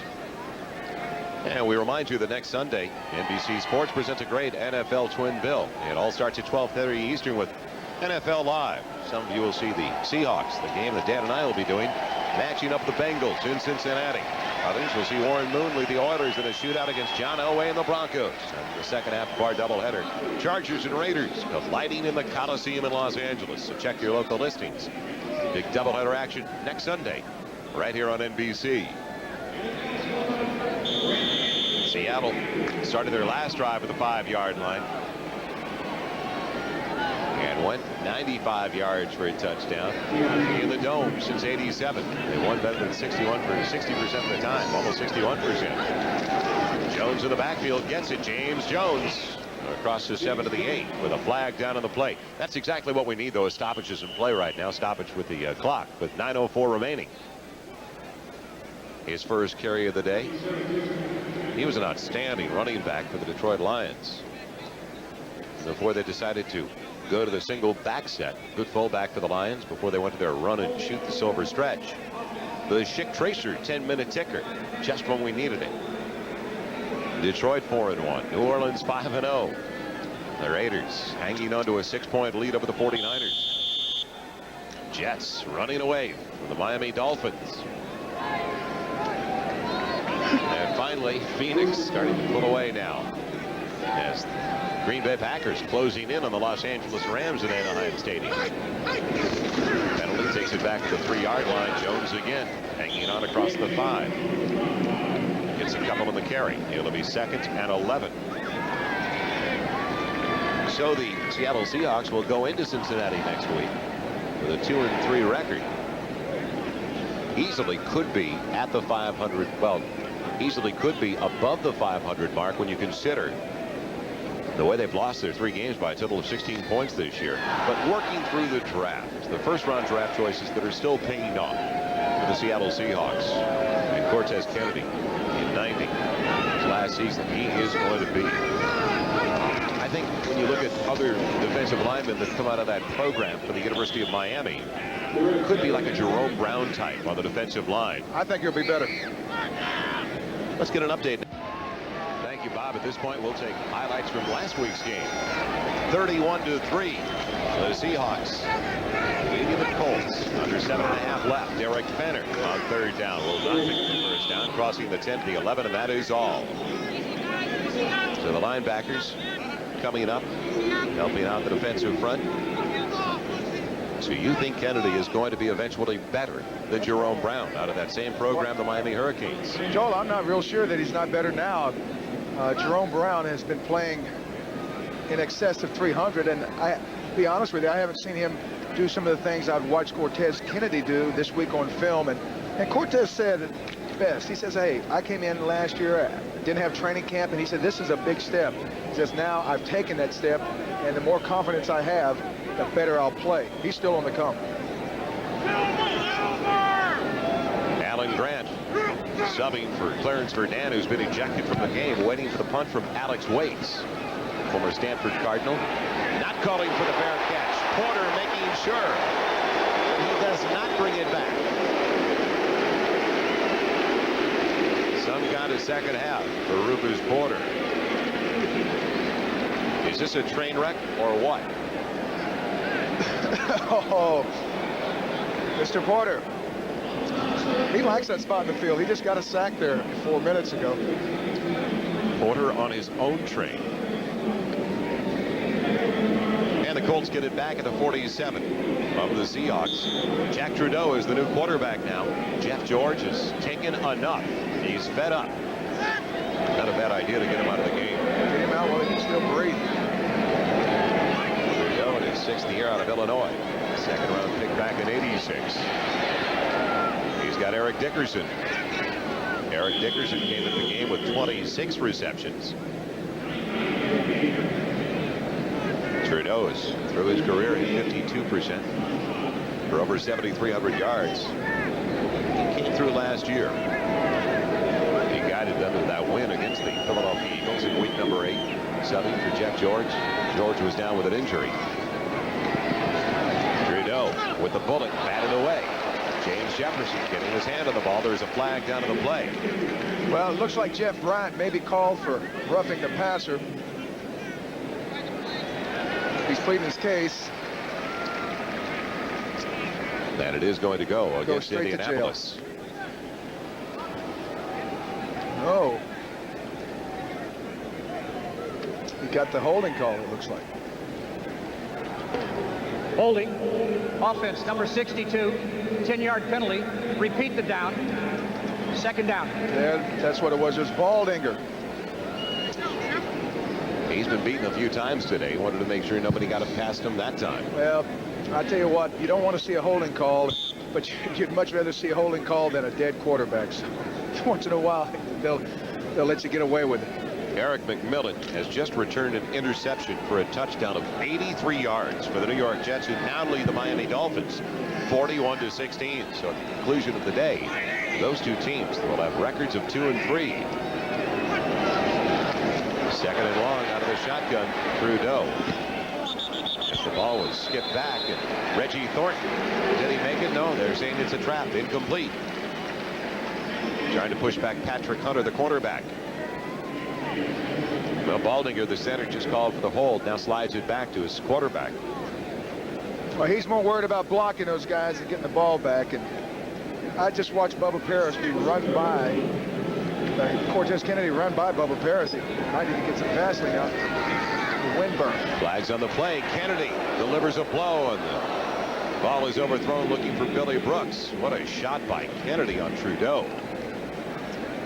Well, I've been watching this matchup all day, and it's definitely not a draw. We see Kennedy 96 with the old arm rip. He just goes right by the outside shoulder, puts his arm under, and points it at the quarterback and sprints as hard as he can. Offsides. Defense, number 57, lined up in the neutral zone. 5-yard penalty. Repeat the down. 3rd down. Tony Woods, former linebacker out of Pittsburgh, who moved to the down position when they went to the 4-3 last year. First-round pick back in '87. And Dan, you played for so many years the 46 defense for the Chicago Bears. An advocate, I would suspect, of that 4-man front.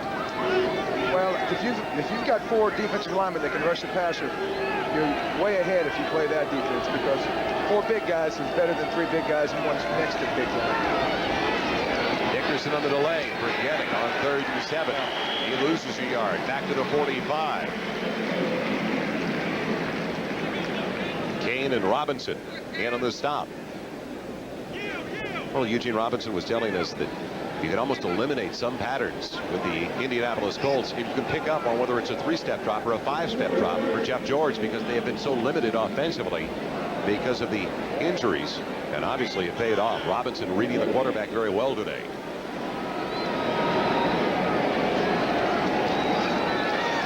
Kennedy on top of Trudeau again, who throws it, and Robinson's got it. And they're saying it's a trap. No interception. It looked like he did. Yeah, the ball hit the turf as he smothered it. Well, those defensive backs realize how important it is to get pressure. And Eugene Robinson, he told us yesterday, he says, hey, Cortez Kennedy coming of age, he makes our job so much easier because they get pressure, and that quarterback just sometimes throws the ball up for grabs. Here, you see Cortez pressuring again. Throws the ball away, way offline. Could have been very easily an interception. Robinson, one of the advocates of the 4-3. He's not up front, of course, but he said, now I don't have to make so many stops against the running backs. My tackles are now basically wide receivers, and I'm not having to get involved that much with the running backs. Well, that's the thing. You got those 4 big guys up there. They slow everything down for you. Under 5 minutes left. They take over. They failed on 4th down. The Seahawks and Kemp have it back.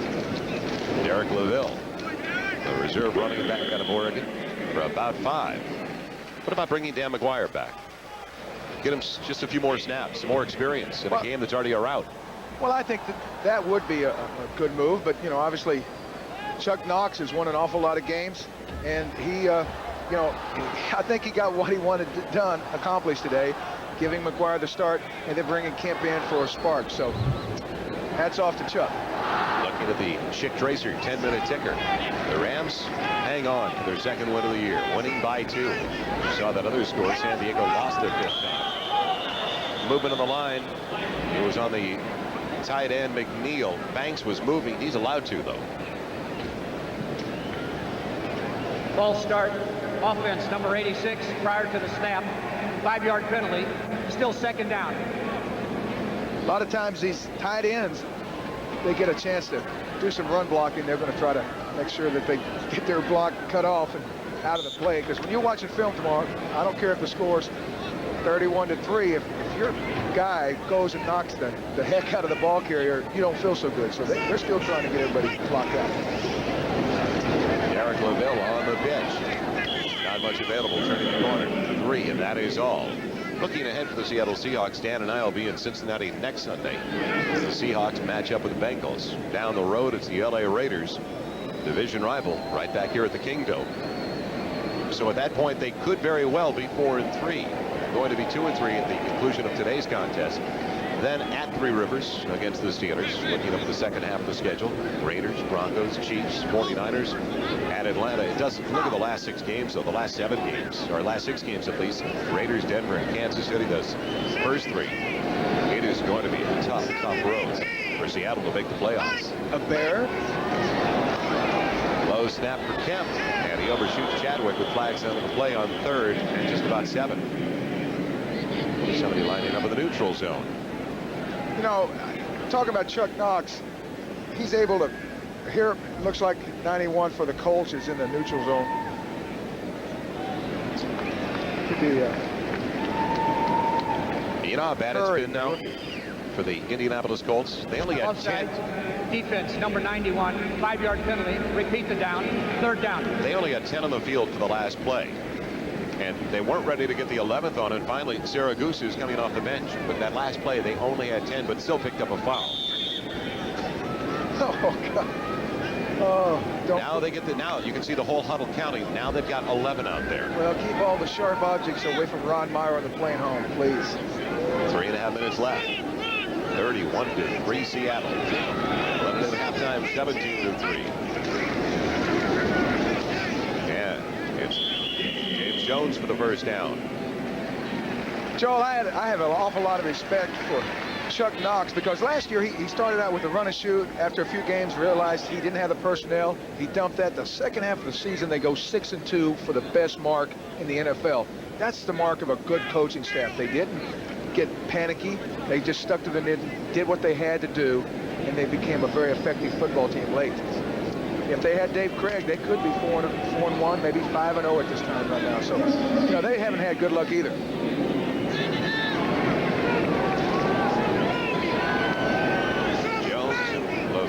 In the backfield. And Derek LaVille. And no gain on the carry. The 0-5 Indianapolis Colts, what is up for them? Looking at the remaining games, well, going into the game today, they would have had to take 8 of their final 12 to finish 500. Pittsburgh up next, then Buffalo, the New York Jets before their bye week, the Dolphins, the Jets once again. And then over the final 6. Tough. Man. No breathers there. Well, you kind of wonder how long or how many of those games Ray Meyer will get a chance to see. Ron Meyer will get a chance to see. You might need to get him a commemorative schedule so you know who they're playing. But, you know, like I said early, the guy is he's trying his best. You can't fight injuries. Chip Banks, the latest injury suffered by the Indianapolis Colts. 2:32 left in the contest of the Kingdom. Chip Banks making it on his own back to the bench. Clock moving now. A 28-point Seattle lead. The Indianapolis Colts, remember 86. When they started out at 0-13. Snowballing effect. That's what Dwayne Biggins told us yesterday. That's why all the veterans, including Beckett, have tried to motivate, keep everybody up. James Jones is put down in a hurry by Mel Agee, a rookie out of Illinois. But it's going to be difficult to keep your confidence up there. And that is the final play.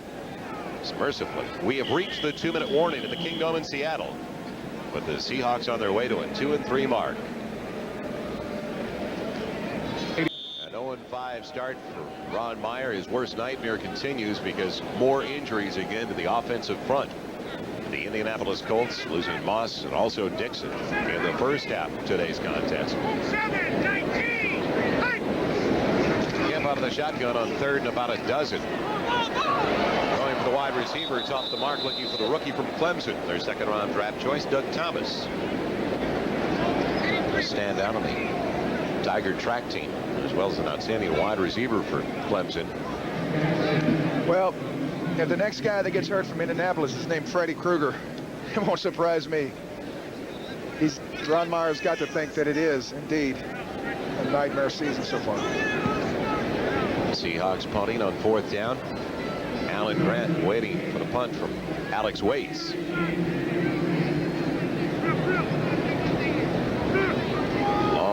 Long flight home.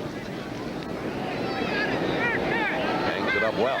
Grant with a fair catch. Taking it in cleanly at the 18-yard line. We'll be right back for the final minute, 46 seconds at the Kingdom with the Colts down by 28. The spread offense. Dickerson running it on 1st down. Jeff Bryant along with Eugene Robinson from behind after a gain of close to 8. And that hurt, as you can see Dickerson hobbling, coming back in the hurry-up offense. Trudeau took over the last series for Jeff George. After Dickerson is hurt, that's exactly what he wanted, another running play called.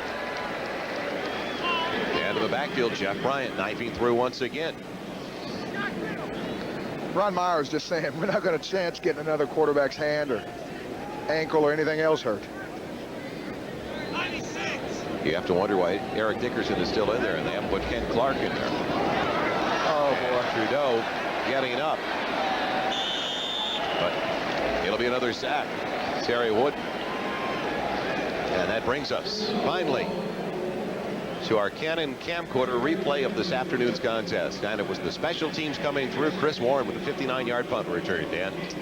Well, he does a great job just going back and finding the wall. Here he's got to put one single juke and then some speed on these guys to get to the end zone. But I think that's kind of indicative of the way the game went. They were just a little bit too much for the Indianapolis Colts today. Our Canon camcorder replay of the game. And at that point, don't forget, it was only a 10-3 lead for the Seattle Seahawks. Exactly. That broke it open.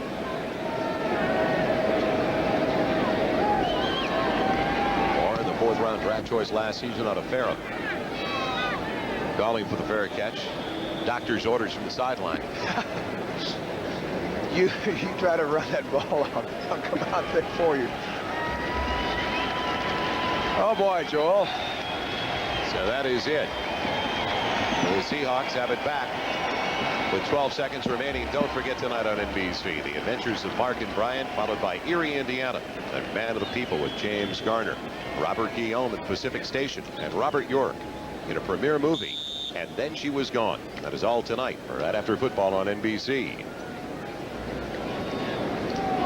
Except, of course, for those of you on the West Coast. One snap, and it is over. So the Colts are 0-5. The Seahawks at 2-3 on their way to match up with the winless Cincinnati Bengals. We'll be right back to take a final look at all the scores around the NFL as the Seahawks dominate the Colts at the Kingdome. The 10-minute ticker. And the executive producer of NBC Sports is Terry O'Neill. The coordinating producer of NBC's football is John Feratsis. Our game produced this afternoon by Glenn Adamo. Our director, John Gilmartin. Our associate director, Brian McCullough. And our production associate, Bill Herbstman. So the Rams hang on to win. Phoenix knocks off New England. They fall to 2-3. And today at the Kingdome, the largest margin of victory for the Seattle Seahawks this year as they win it by 28. Don't forget, coming up on NBC tonight, The Adventures of Mark and Brian, Erie, Indiana, Man of the People, Pacific Station, and Then She Was Gone. For Dan Hampton, I'm Joel Myers. Thanks for joining us. A promotional fee has been paid to NBC by United Airlines. Come fly the friendly skies. The preceding has been a presentation of NBC Sports, network of the games of the 25th Olympiad.